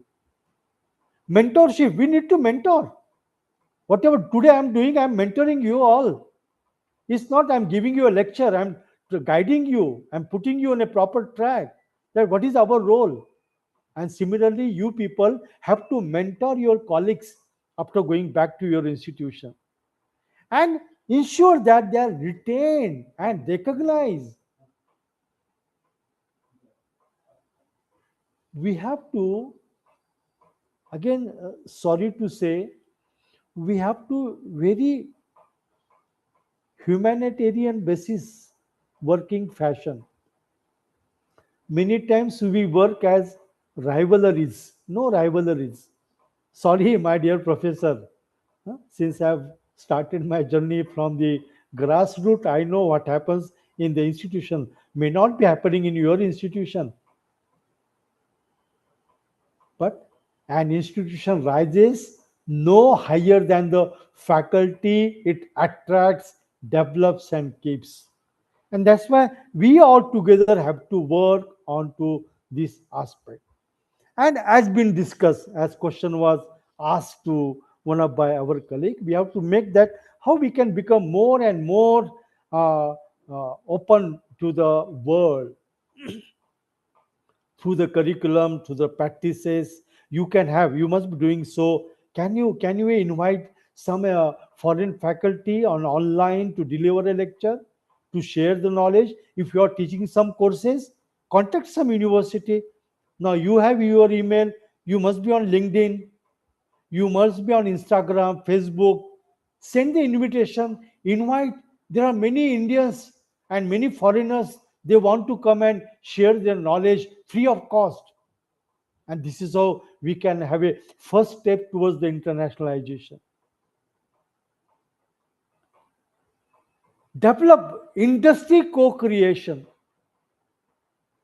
So only, not only placement tasks, more of experiential learning, live projects that will be developed into that. Structured internships, not internship likewise. No, student coming, whether student want to become entrepreneur, businessman, or he want to go for a competitive examination, based upon then line up his or her internship program. And for that we have to use the digital and global platform. So this pillar 5 is very important for all of us to work on to that. So friends, the foundation which already we talked about that today, we have NEP aligned curricula. Now majority institution has an IQSC. Some of you have a NF ranking also. And I know since you are attending a refresher program, you must be having earlier attended so many FDP program, induction program. Now, 2027 to 2035, keep everything, everyone keep in mind, we have to accelerate ourselves. How scale sponsor research and industry co-creation, expand global partnership and mobility, and very importantly, achieve graded autonomy across institutions. And last phase 35 to 47 will be global standing. Okay. So in this flow, these milestones and this road to 2047, this roadmap we need to properly plan so that by 2047, India can recognize as a global higher education hub where there is a self-sustaining research and innovation ecosystem is established and institutions are ranked among world's best. We have to form a clusters to begin with. We have to go with a graded autonomy, and then all this is possible. And this is you can take the picture of this particular slide. These are the guidelines for you all academic leaders. Number one, set an institutional vision statement based upon the Vikasit Bharat 2047. You are the ambassadors of Vikasit Bharat 2047, not to only your institute, but for the higher education community. So help them. What is 2030, 2035, 2047 institutional roadmap, which is aligned with Vikasit Bharat 2047? And periodically, annually, you have to revisit that. Number one step, keep in mind. Number two, make quality as a standing agenda item. Quality. It's very important. Right from teaching learning, because once you go for outcome-based education, once you go for accreditation, it is going to obviously address that. But going beyond that, making quality a standing agenda item in everyday's academic, administrative, and financial matter. How do you bring in quality? And how make quality as a atom, standing agenda for this? Commit to a research growth target. Please do the research in your own area. Okay. Generally, what happens, I understand. In India, I know many of you how we have come to this stage, how it was difficult for you to go for PG, NetSet, PhDs. We know, I know, I realize those situations. But then, after reaching this, how I can go ahead so that I can take the future generation together for their best prospectus.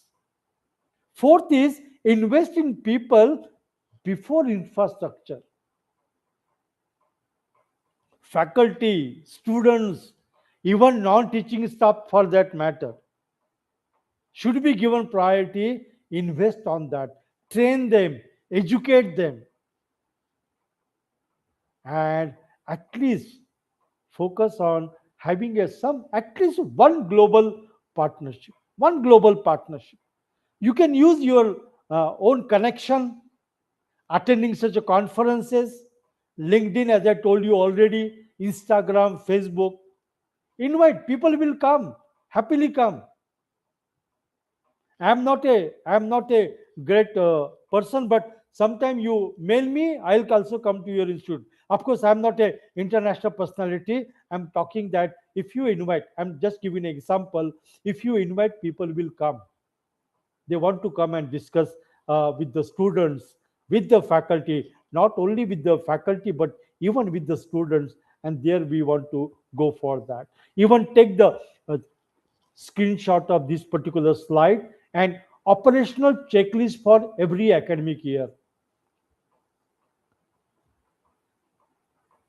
This is the checklist on governance, teaching and learning, research, and people.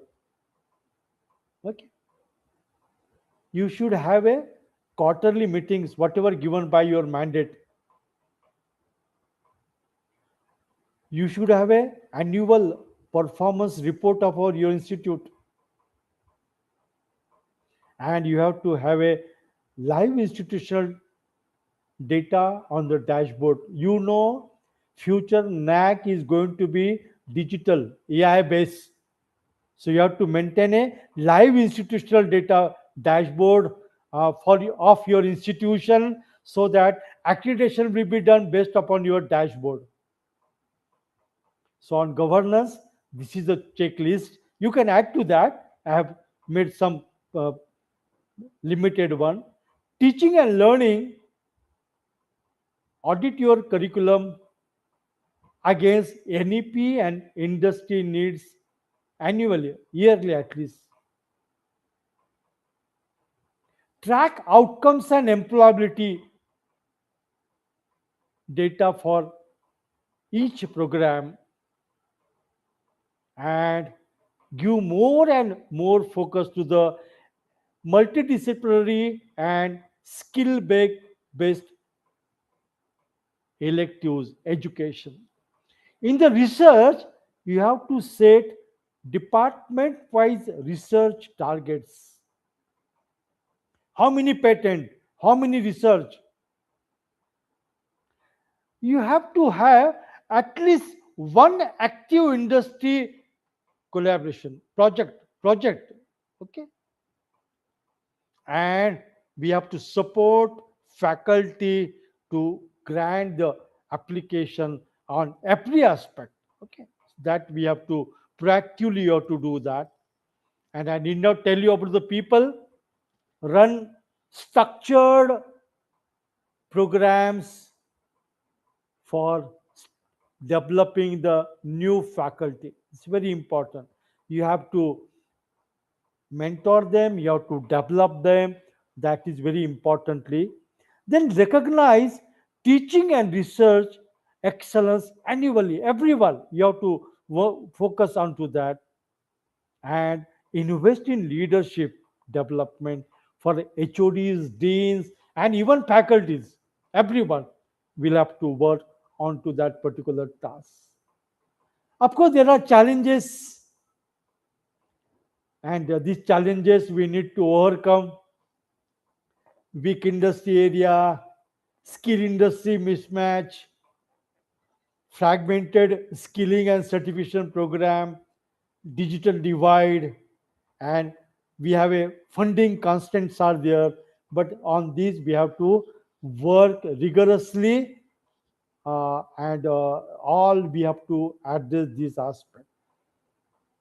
So friends, every institution that raises its quality, every leader who builds for the long term, every faculty member developed and retained will move India closer to a developed nation 2047.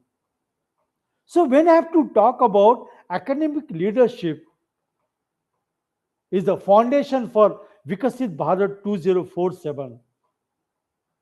That is, lead the institution, build the nation. With this theme, we have to totally work हे काय करतं, एक from रुपया खर्च करत नाही आहे ना, हुशार आहेत. अच्छा,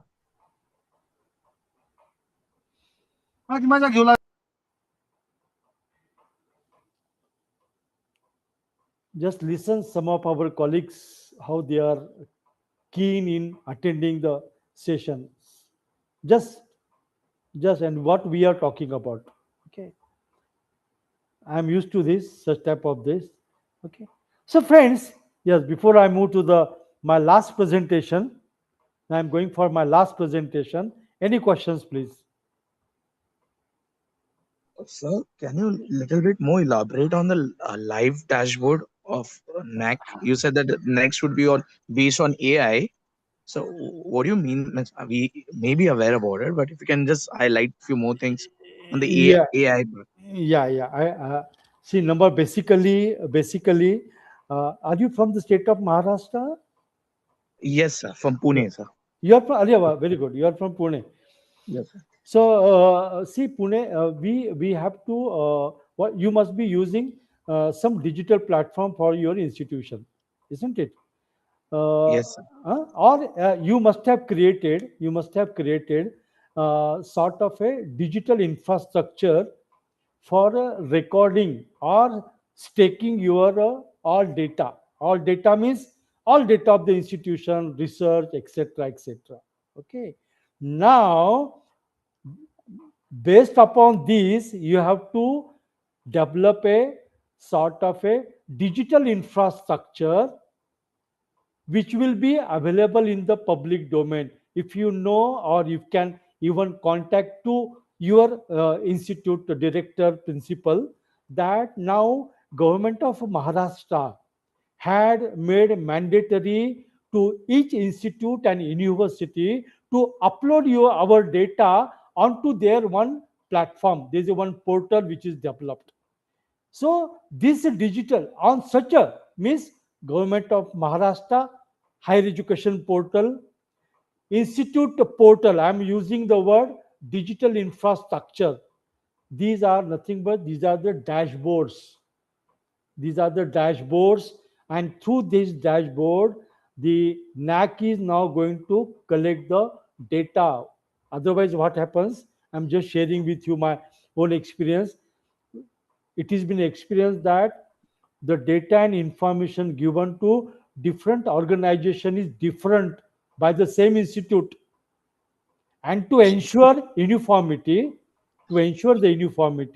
this dashboard concept has been developed and it is being used. It is being used in many universities, and now each institute of higher education and universities are now working on developing their own digital infrastructure, their website, their ERP, wherein this all can be properly staked so that the AI can fetch the required information. Ye- Okay. Yes, sir. Okay. Yeah. Yes. Thank you Thank so you. much. Most, Understood, sir. most. Thank you, sir. Yeah. Any more question? Sir, there is one question. Please. Myself, Dr. Pramod Pawar. Hmm.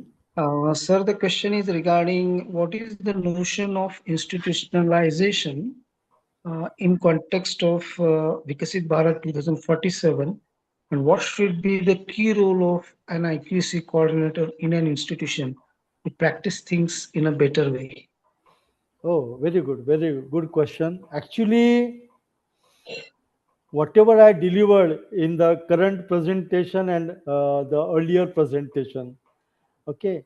So we always say that key internal quality assurance cell IQAC is the growth engine of the institute.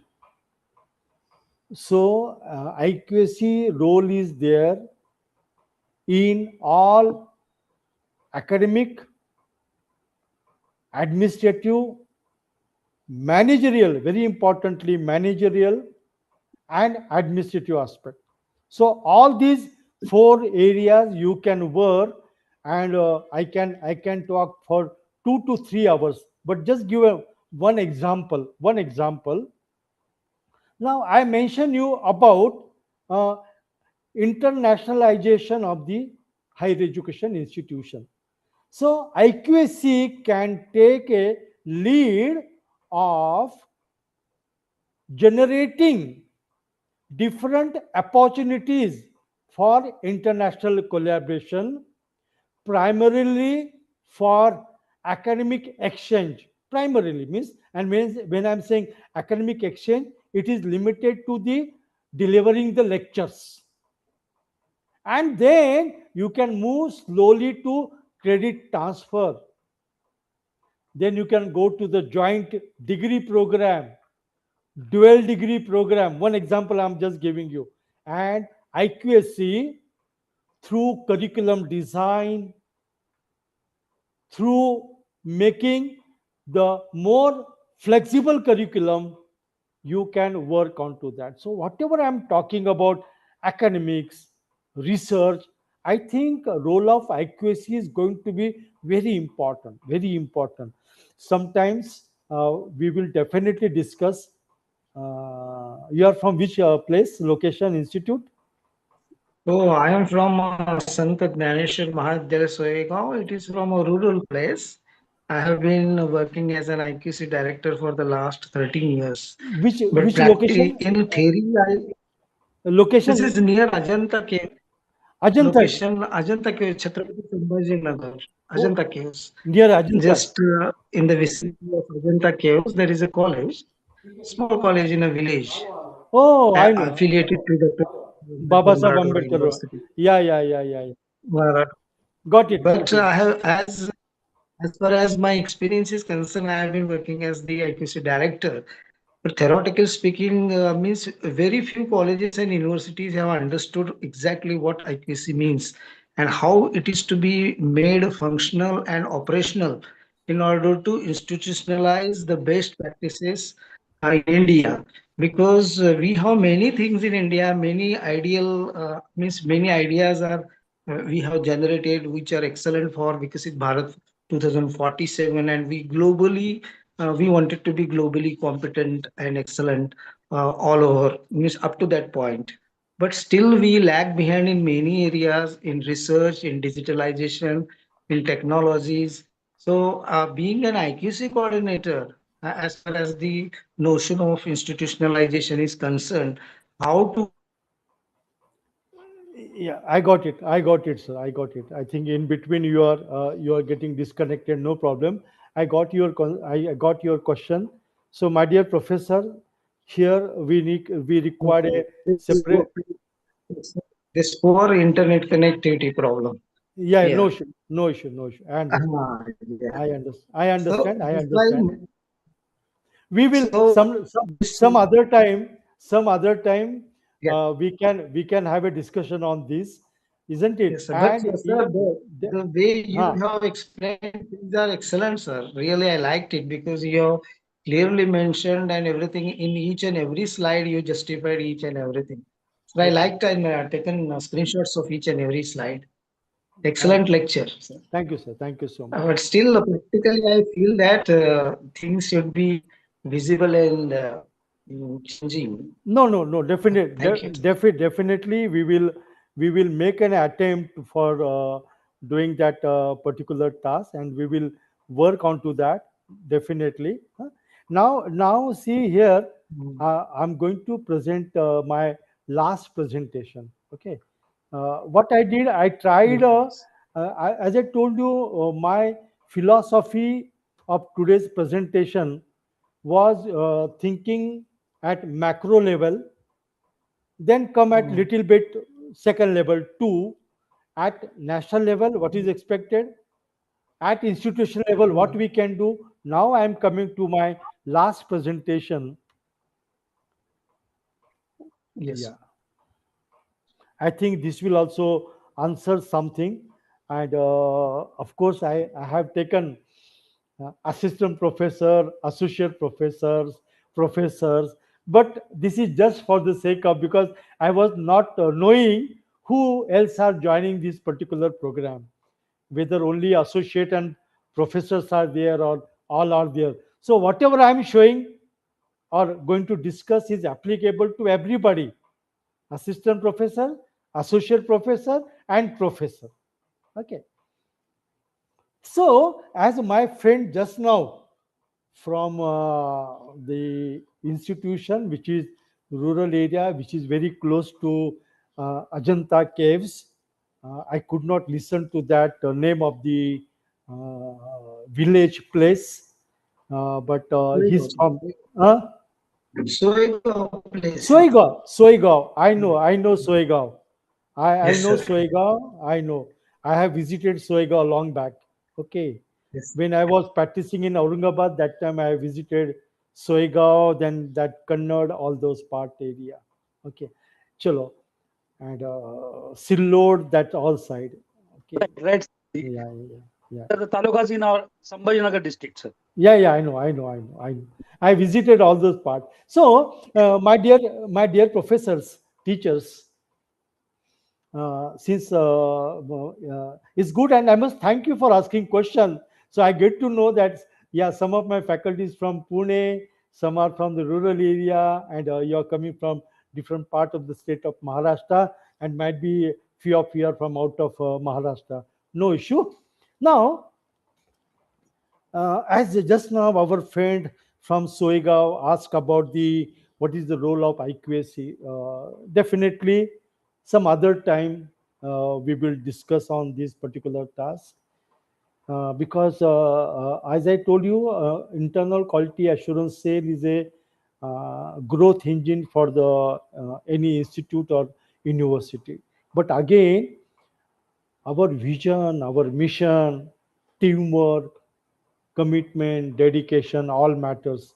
And we should have a mechanism, as said by rightly my friend from Soega, lot of research opportunity, but how one can reach to that opportunity. We will talk about that. But now let us quickly see to Vikasita Bharat 2047, the evolving role of university teachers.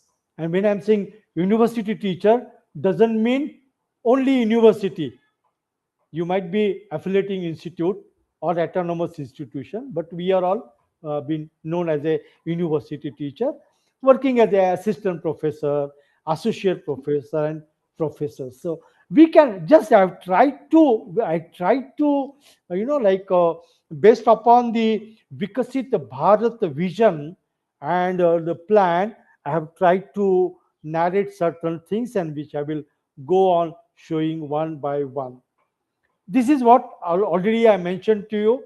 So, what is the vision and what is the milestone? I will not again go on to this part of that we want to be a US dollar 30 trillion plus country. We want GR to be between 50 to 60. We want more and more universities. Okay, because now there won't be an affiliated institution. Many of you will become universities. Keep in mind. Keep in mind. And we want at least our target is 8 lakh students, international students target, making India a study hub. Is 8 lakh is our target. So in that context, my dear professor, these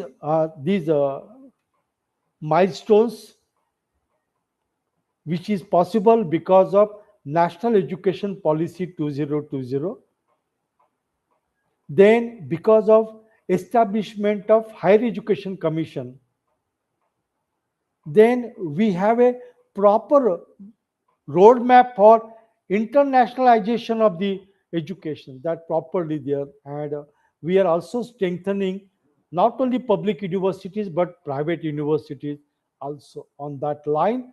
Let us see what is the roadmap and how we can work onto that to make or marking our 100 years of India's independence. We all should get motivated, inspired, and should work that यार मेरी institute 2047 में कैसी होगी। शायद मेरे जैसे लोग retired हो जाएंगे, लेकिन क्या मैं रिटायर्ड होने के बाद भी कंट्रीब्यूट कर सकता हूं क्या? इसके बारे में हमको जरूर जरूर बात करना है। This already we talked, but let's just take a quick recap of whatever we discussed. Why higher education matters? What is the role of higher education in this vision, which already we have seen? But now we are at the concluding part of my session. So let us say quickly say demographic dividend. We know that we have a India's young population is our strength, and we want to convert that into a skilled employable workforce to make our country $30 trillion economy. Second is research and innovation. We want to build a strong national research ecosystem that fits industries, startups, and public policy. Do you know? I was attending one of the meeting last week in the state of Gujarat. It was a small meeting, of course. Bamboo, bamboo is plant, such a useful plant, and it really help for the environment and sustainability. As compared to the plastic and many other material we can use, but many people they don't plant bamboo. Of course, there are some specific species. What I'm trying to tell you with this example, this type of research and innovations are required for village, rural area, semi-urban area, and urban area. Research doesn't mean all the time that research which will only contribute to the industry. No, everywhere can we do some research and innovate, and that's why it is been connected with the terminology innovations. Global knowledge hub, we want to create as a global knowledge hub.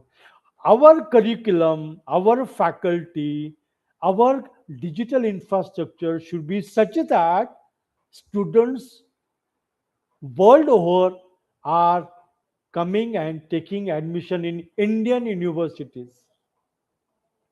Then holistic and flexible learning, both till NEP, where to certain extent. But can we give holistic education? Holistic education means, as said by Mahatma Gandhi ji, development of body, mind, and soul. Body, mind, and soul means intellectual capabilities, skilling, and attitudes and behavior. So that is how the holistic personality is possible. If anything is missing, it's not possible. And we'll have to have a flexible learning. Flexible learning in context to the exit and entry, and at the same time, choices to select the courses. Plan his or her own educational path that we need to go, which is there. Then institutional quality, we want to strengthen onto that through accreditation, through autonomy and governance, and for that we need to work more and more through the state and private university. And obviously we have to go with a digital and industry linkages. So embedding the technology, and when I'm saying technology, not the manufacturing and IT industry, but all industry, as I said to you, the banking and finance, the public sector, the social sectors. That sort of the exposure is to be need to be given to the students, and that is really matters, and that's why higher education matters, and this is the role of higher education in the vision of Vikasit Bharat 2047. Now, as you know, every milestone of Vikasit Bharat at 2047 is finally delivered by a teacher in a classroom, laboratory, or field. You got my point? I told you sometime before. Everything is possible. That's why there's a lot of emphasis is given on the education and higher education, because every milestone of Vikasit Bharat we studied, we seen, we referred earlier, infrastructure, economic growth, sustainability, socio-economic development, etc., etc., etc., quality of life. So every milestone of Vikasit Bharat at 2047 is finally delivered by a teacher in a classroom or in a laboratory or a field. And that is why the role of the assistant professor, associate professor, and professor must therefore evolve from information delivery to notion building, research leadership, and global engagement. You got my point? Very importantly, now we are coming from macro to micro level. ठीक है, विकसित भारत में कुछ करना है, कुछ हमको हासिल करना है, लेकिन हासिल करने में जो हमारे उच्च शिक्षा का उसमें हिस्सा रहेगा, उस हिस्से में ऐसी कौन सी बातें हैं जो हम एक हायर एजुकेशन इंस्टीट्यूशन, जो उच्च शिक्षा संस्थान है, वो दे सकती है। और इससे आपको देख में आपको लगेगा कि we all together can shift from just information delivery. माफ करना, आजकल ज्यादातर इंफॉर्मेशन डिलीवरी हो रही है, एग्जामिनेशन हो रहे हैं, पास या फेल हो रहा है। एम्प्लॉयमेंट की बात करो, नहीं करना है। एंटरप्रेन्योरशिप की बात करो, नहीं करना है। रिसर्च की बात करो, नहीं करना है। So here we need to properly talk into the areas where we can really work into that. And that is why the title of this slide is From National Vision to the Classroom. How you can take national vision to the classroom? Classroom is a symbol. It may be a laboratory, it may be a field, it may be a research, anything for that matter. आप में से हर एक आदमी assistant professor रह चुका है या अभी भी वो असिस्टेंट प्रोफेसर होगा। The foundation builder shaping the first classroom experience of Vikasit Bharat future workforce. Assistant professor is going to be very important. So as an assistant professor, how I can contribute? Outcome-based education, national education policy aligned teaching. So can we deliver flexible multidisciplinary curriculum with clear learning outcomes and continuous assessment? See, my dear friend from Soigao, your journey will start from here. Of course, there is no limit. Limit is only that we want to become 30 US dollar trillion economy. That is our vision for 2047. But when I think about individual faculty level, he may be assistant professor, associate professor, or a professor delivering flexible, multidisciplinary, and clear learning outcome based curriculum and assessing continuously. This we need to learn. I know because just to share with you, I'm the first author in country to write the book on outcome-based education in higher education, theory and practice. This book I have written because I came to know that many of my teachers, they have little exposure and awareness about outcome-based education.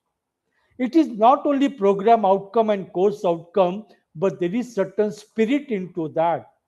There is certain philosophy, and that philosophy we need to attain. So role of assistant professor is into Number one, outcome based NEP aligned teaching. Those who are assistant professors, you can sit in your institute, you can sit your colleagues, senior colleague, your subordinates, and you can work on to that. Second is digital and experiential pedagogy. Here we have to give using ICT platform. When I'm saying ICT platform, I did not tell you you have to use the internet and communication technologies. Whatever communication technology, internet is there, Swayam is there, MOOC is there. There are so many virtual laboratories are there. All that you can utilize and you can make it a more dynamic classroom. Blended learning and hands-on lab to make learning skill oriented and based upon the current requirement. Commerce के लिए भी practical चाहिए, language के लिए भी practical चाहिए, sociology के लिए भी प्रैक्टिकल चाहिए, ना ही केवल साइंस और टेक्नोलॉजी के लिए चाहिए, जैसे लॉ में भी होते हैं, मेडिकल में भी होते हैं. हमको सभी को इसके लिए हमें ऑब्वियसली जरूरी करना पड़ेगी कि ज़्यादा से ज़्यादा कैपेबिलिटी को एनहांस करें. लेकिन as a assistant professor my role is to contribute to the Vikasit Bharat by this way. Early career research and mentoring is very important to guide undergraduate projects, building a habit of inquiry and beginning independent research. National Education Policy has started one more reform, that is, for example, there can be BA degree, BA degree with honors, BA degree with research, honors with research. So if I complete 3 years, I get BA degree. If I complete with some honors course, say history or geography or any for that matter, some major, I get honors. And if I do that 4th year by research, I will get BA degree with honors and research. Then I need not go for any PG program. I can directly go for my research leading to PhD. But we should start this guiding the undergraduate students, building habit of inquiry and beginning independent research. This is very, very important. And the industry and skill exposure. Linking coursework, whatever course you are teaching, you call sometimes subjects. Whatever course you are teaching, you have to link your course to the internship, to the field visit, to the laboratory work, to the assignment, to the apprenticeship, and you have to give and develop employability focus add-on skills. इतना भी हमने किया तो हमारा as a assistant professor you are contributing to the विकसित भारत 2047. ये मैंने minimum कहा है, ना ही इतना करना है, बहुत कुछ करना है. नाम से हमने असिस्टेंट प्रोफेसर बोल के दिया है, लेकिन इसमें हमको ज्यादा से ज्यादा काम करना है. Now what associate professor will do? Now whatever assistant professor is doing, whatever assistant professor is doing, in addition to these 4, those associate professors, those who have joined for this particular program, or if your friends are there who are working as an associate professor, please pass on this message that the role of associate professor is assistant professor plus these 4. What is that? Applied and interdisciplinary research. leading funded project and publication that respond to national research priorities. Sometime before I told you ANIRF, National Anusandhan, National Research Foundation has been established where the research priorities of the nations are shortlisted.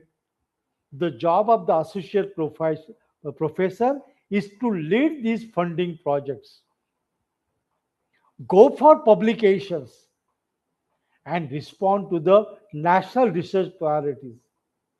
Then, curriculum design and academia industry linkages. Since these people have become little experienced, they are the bridge, they are the innovator, connecting classroom teaching to research, industry, and institution building. The role of associate professor is very important. They are the bridge and innovator. I have shown on the next left side of the slide. Associate professor, the bridge and innovator, connecting classroom teaching to research, industry, and institution building. So, applied and interdisciplinary research, curriculum design, and academia industry linkage.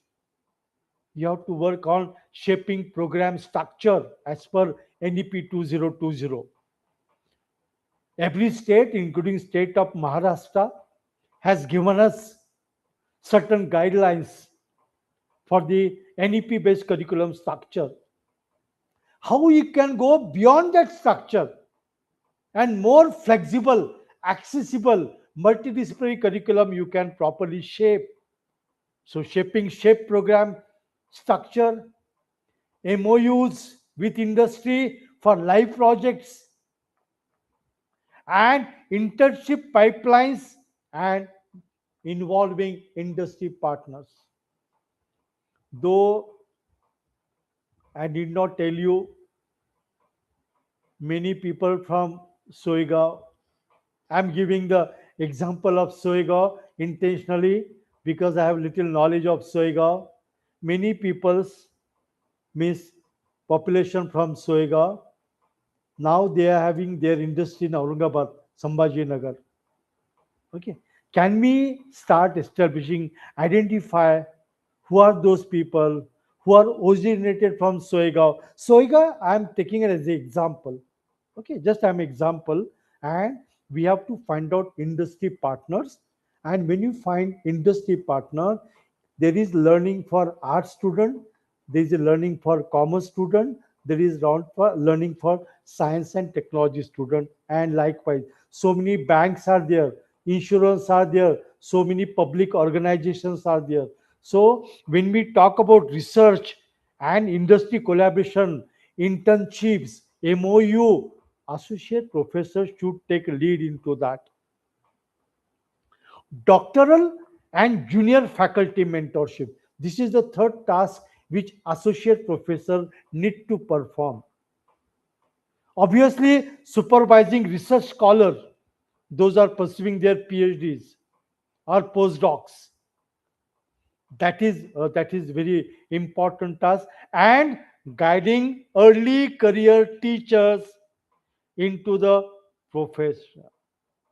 Those who have joined newly to the teaching profession, we need to give them, guide them. I remember, my dear professor, I got good mentorship in my very beginning of the career. So our seniors used to guide us how you should teach, how you should not teach, how you should behave in the institute, how you should not behave in the institution. Nowadays you don't follow, but in our days they used to say that which color shirt you should wear when you come to the institute. Just I'm telling you an example. So associate teacher role is to mentor the junior faculty, those who have entered into the teaching profession. And obviously the fourth important role is institutional quality contribution. So they can do lot of contribution through research, through MOUs, through collaboration, through project, through curriculum, and support to the NAC, NRF, and even internationalization and internal quality assurance. There are, you must be having your friends working in a rural area or urban area, but they are having the linkages with institute in Korea, Australia, United States, Germany, UK. Why? Your research area is very important. Your publications are important, and such associate professors having publications, having research project, have done funded project, they easily get access to the international community, and they should work as a stepping stone for internationalization of higher education. So associate professors, along with the role of assistant professor, they can perform these role as a associate professor for Vikasit Bharat 2047. Professor, actually professor term is such a important. One of my senior colleague, you must be knowing the name of that. I will tell his name also because I feel proud of him. Professor Devananda Shinde, who remained Vice Chancellor not only for Shivaji University. For Shivaji University, he was full-time university Vice Chancellor, but at the same time, he was Vice Chancellor for Mumbai University, for Pune University, for Dr. Baba Saheb Ambedkar Marathwada University. Okay.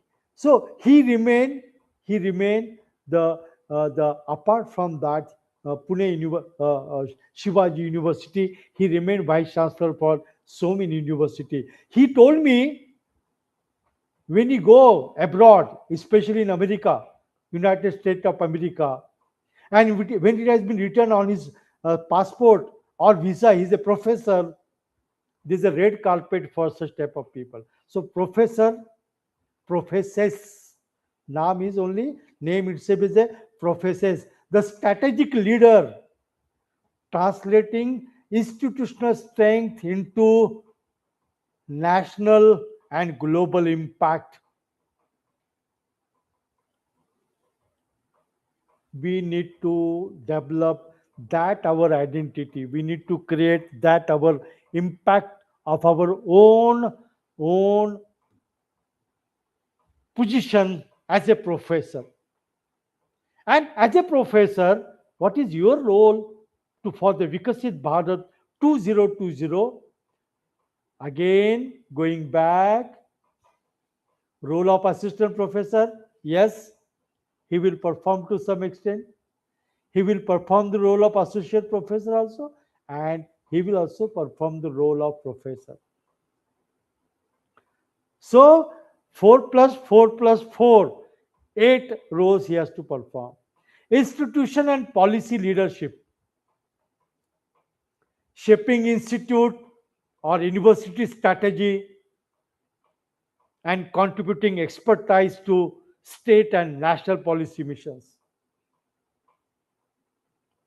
देखो हमारे professor के में से क्या क्या अपेक्षा की जाती है, क्या क्या उनके रोल्स है, और हम सबको ये सोचना है, चाहे हम असिस्टेंट प्रोफेसर हो, चाहे हम एसोसिएट प्रोफेसर हो या प्रोफेसर हो, हम क्या कर रहे हैं, क्या ये और नहीं कर रहे ना, कोई बात नहीं, अब कैसा उसको आगे ले जाएंगे, कैसा हम विकसित भारत की तरफ जाएंगे, ये हमारी सोच ये प्रोग्राम के बाद होनी चाहिए.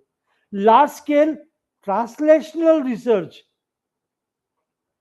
not only research, not only quality research, but research that can be translated into the commodity, into the product, into the policy. So leading major funded programs that convert research into technology, product, or policy.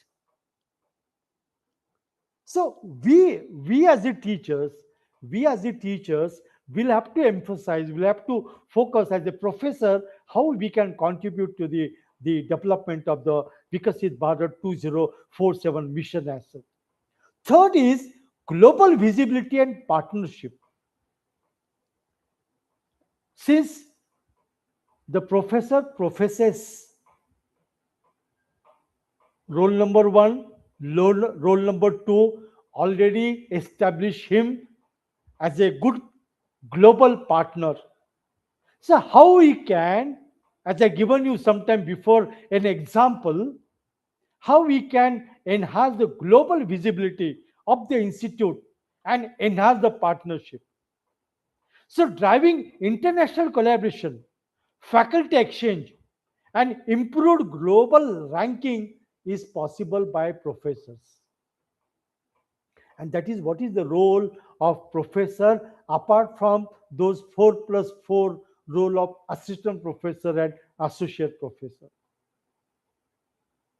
And very important point, building the next leadership pipeline, mentoring associate and assistant professor both into future institutional leaders. हमको ये spirit से काम करना है my dear professor, ये spirit से काम करना है, फिर हम देखेंगे कि यार हम 2047 में एक विकसित भारत 2047 की तरफ हम जा सकते हैं। हम खुद को मोटिवेट होके, इंस्पायर होके, चलो ठीक है हमें जॉब मिल गई, हमको सैलरी मिल रही है, लेकिन हमारे देश में अब और अभी कितने भी लोग हैं जिनको 2 वक्त की रोटी भी नहीं मिल रही है, किसी को पहनने के लिए कपड़ा नहीं है, मकान नहीं है। आप देखो कहीं पे, आप पुणे जैसे मेट्रो सिटी में आके देखो, बहुत से लोग यहाँ पे माइग्रेट हुए और ओपन ग्राउंड में रहते हैं। बारिश आती है, हम टैक्सी से जाते हैं, हमको बहुत बुरा लगता है। हमको उनके बारे में सोचना है। हम लोग बोलते हैं कि लोग ऐसा क्यों रहते हैं, लेकिन हमको ये भी रखना चाहिए कि यार ये लोग ऐसे क्यों रहते हैं, क्या हमारा एजुकेशन में फेलियर है क्या, इस बारे में। And that's why the role of the professors is building the next leadership pipeline, mentoring associate, assistant professor, and future institutional leader. So these are strategic leader on which he has to work onto that. And as I said to you, across all these 3 levels, the common thread that must run through every role, which I already mentioned to you, is research-led teaching. This is a common thread which I have not taken in those 4 atoms. These are the 5 additional atoms, additional roles we can say across all 3 levels, assistant, associate, and professor, that we should do research-led training. Every level brings inquiry and evidences into the classroom, not just content delivery. Skilling and employability, continuous alignment of courses with market ready future of work skills. Always we have to think of that, irrespective of your level. Technology enabled learning using digital platform, artificial intelligence tool, blended formats, and whatever you can do for their development. Internationalization at home. One of my friends asked how we can bring global curriculum. This is the answer. Global curriculum exchange, joint research embedded program with Indian campuses. So we can bring internationalization at home slowly by credit transfer, by curriculum design, development, by expert lecture. You can begin depending upon the status and stage of your institutional development, the category of your institution, whether it's an affiliated institution, autonomous institution, or university, and contribution to the knowledge economy. Teaching, research, and mentorship treated as direct inputs to the India's growth story. Keep in mind, my dear professor, that's why knowledge economy, we have to contribute into the knowledge economy, and that is where we want to really contribute. So across all these three levels, assistant professor, associate professor, and professor, we have this is a common thread that must run through every role when we are doing. So to conclude, from the classroom to nation building, this was the theme of my last session, which you must have seen on the first slide. As assistant, associate, and full professor, take on research, mentorship, industry linkages, and global engagement alongside teaching. They become direct instrument for Vikasit Bharat 2047 mission, turning a national vision into skilled graduates, new knowledge, and a developed India. So, teaching, research, mentorship, innovation, and global engagement, this is very important for all of us. We, wherever we are, in whatever capacity we are working, in any discipline we are teaching, on any position we are working, what best we can work together. But it's very important is our own vision, our own mission, our own commitment to the noble profession of teaching is very important. It is not that whatever I have presented today for last almost 3 hours was not required previously, was not required prior to independence or after independence, but we are required to work based upon today's opportunities, challenges, to become a global country, global country, to become 30 US dollar trillion country, and to address different milestones for our country. And for that, the role of education is going to be very, very important, my dear professors. So here is what I wanted to share with all of you. And as I said, this is not. I always think I have given thousands of lectures in my life, thousands of programs. Such programs I have conducted. But every time I'm delivering the lecture, I feel, is it something new I'm telling you? I'm not telling you new.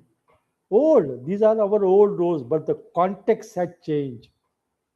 The goal had changed, the vision had changed, and this change in the goal vision has made us to think over about our role of higher education. And I think wherein we need to work and we need to proceed in future. My dear professors, thank you so much for your patient listening. I'm conducting without break. I have not given you a break also, and I'm conducting this session. Sir, it's a Session. pleasure, sir. Any questions? Quickly, one or two questions we can answer.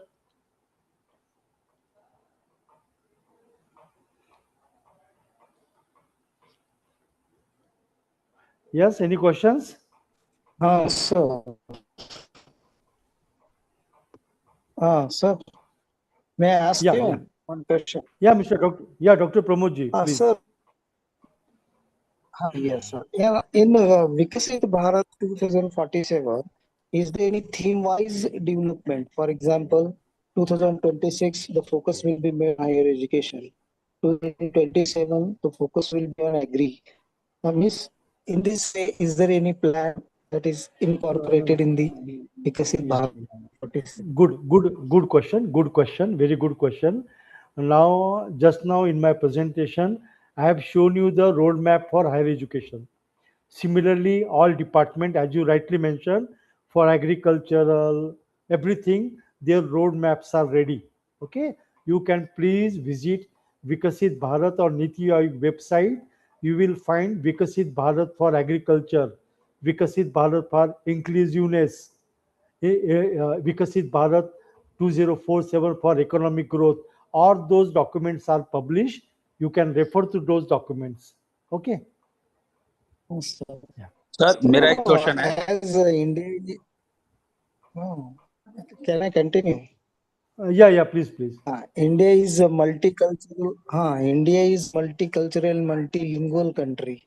So, will it be a barrier for gender equity and means common rights or um, upgrading the status See, right now, in the context of multiculturalism and multilingualism? see, basically, right now, I will focus on the equity only. Okay, rest of the time, rest of the Uh, points will take lot of time to elaborate. Your question is very good, isn't it? See, basically, our role is to bring equity. Equity, inclusiveness is very important. Gender sensitization is very important. So we can work on that. See, every state in our country, we are well known that we are diversified country about culture, everything diversified country we have. But विविधता में एकता है हमारे पास, ये हमको पूरे दुनिया को बतानी है और उसके लिए हमको कुछ रोल मॉडल्स को पब्लिश करना पड़ेगा, सामने रखना पड़ेगा. In the past whatever mistakes और whatever things we have neglected, we need to take them into the mainstream. Okay, that is what I would like to say, and we need to rigorously work on that. So many people are working on this particular agenda. Yes. Yeah. Agree. Sir मेरा एक प्रश्न था. हाँ, पूछिए. Sir नमस्कार sir.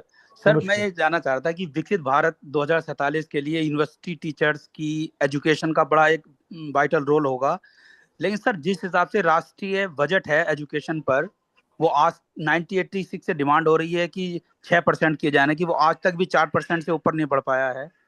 तो sir ऐसे में कैसे संभव होगा 2047 का सपना कि हम विकसित भारत बन पाएंगे जिसका आधार एजुकेशन होगी? इसके लिए क्या किया हमने विकसित भारत में अभी जो NEP 2020 लाया है, उसमें एटोनॉमी सबको दिया है और हमने इसलिए ही फंडिंग को, जो पैसा उधर का पैसा था, वो हमने रिसर्च फंडिंग में, हमने फाउंडेशन में डाला है. तो हमको दिखते वक्त हायर एजुकेशन को पैसा दिखता है, लेकिन पैसा दिया है अनुसंधान के लिए, पैसा दिया है ना? तो हमने, मेरे पास जो रिपोर्ट है नेशनल रिसर्च फाउंडेशन की, जो रिपोर्ट है, जो अनुसंधान नेशनल रिसर्च फाउंडेशन है, उसमें सभी जो रिसर्च फंडिंग अलग अलग ऑर्गेनाइजेशन को देती थी, वो पूरा पैसा डाइवर्ट इधर किया है. और अभी का जो 6% है, आप बोलते हैं 4%, लेकिन आप अगर देखते हैं तो 6% जाएगा और वो आगे करने का भी प्रयास है, वो स्लोली हो जाएगा. आपको मालूम है कि गए 2-4 से राइट फ्रॉम कोविड बाद में कोविड चला गया, तो बाद में अभी अभी आया था, वार सिचुएशन आई थी, lot of competition. I need not talk about that, but we together have to understand as an educator that India and all countries are required to go from up and downs.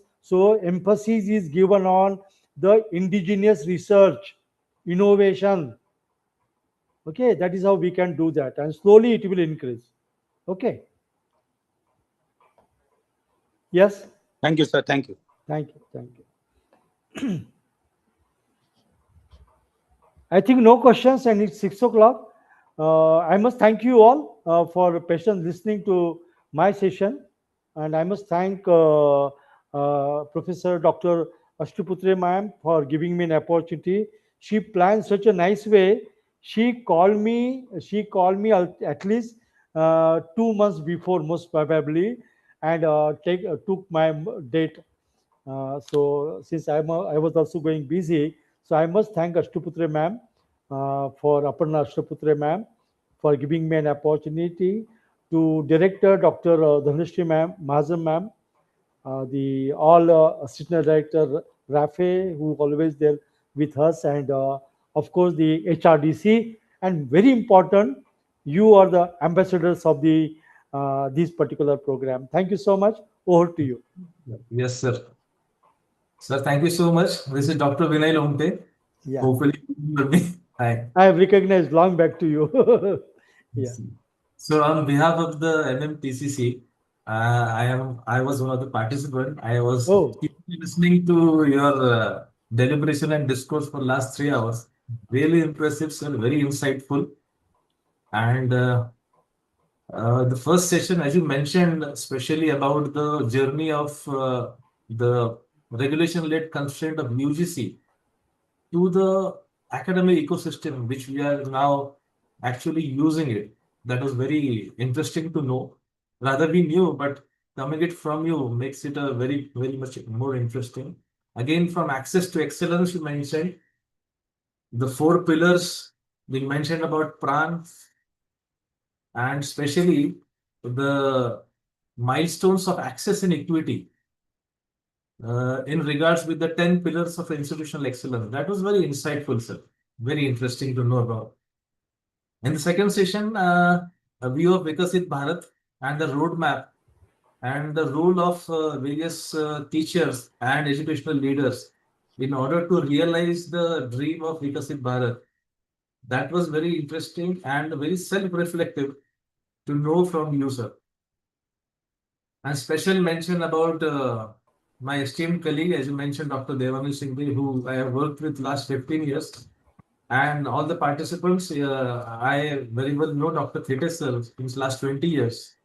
And he has been an advisor to the Dr. Babasaheb Ambedkar Marathwada University as an advisor for NAC. And especially, I come from a NBA accredited department, that is the Department of Chemical Technology.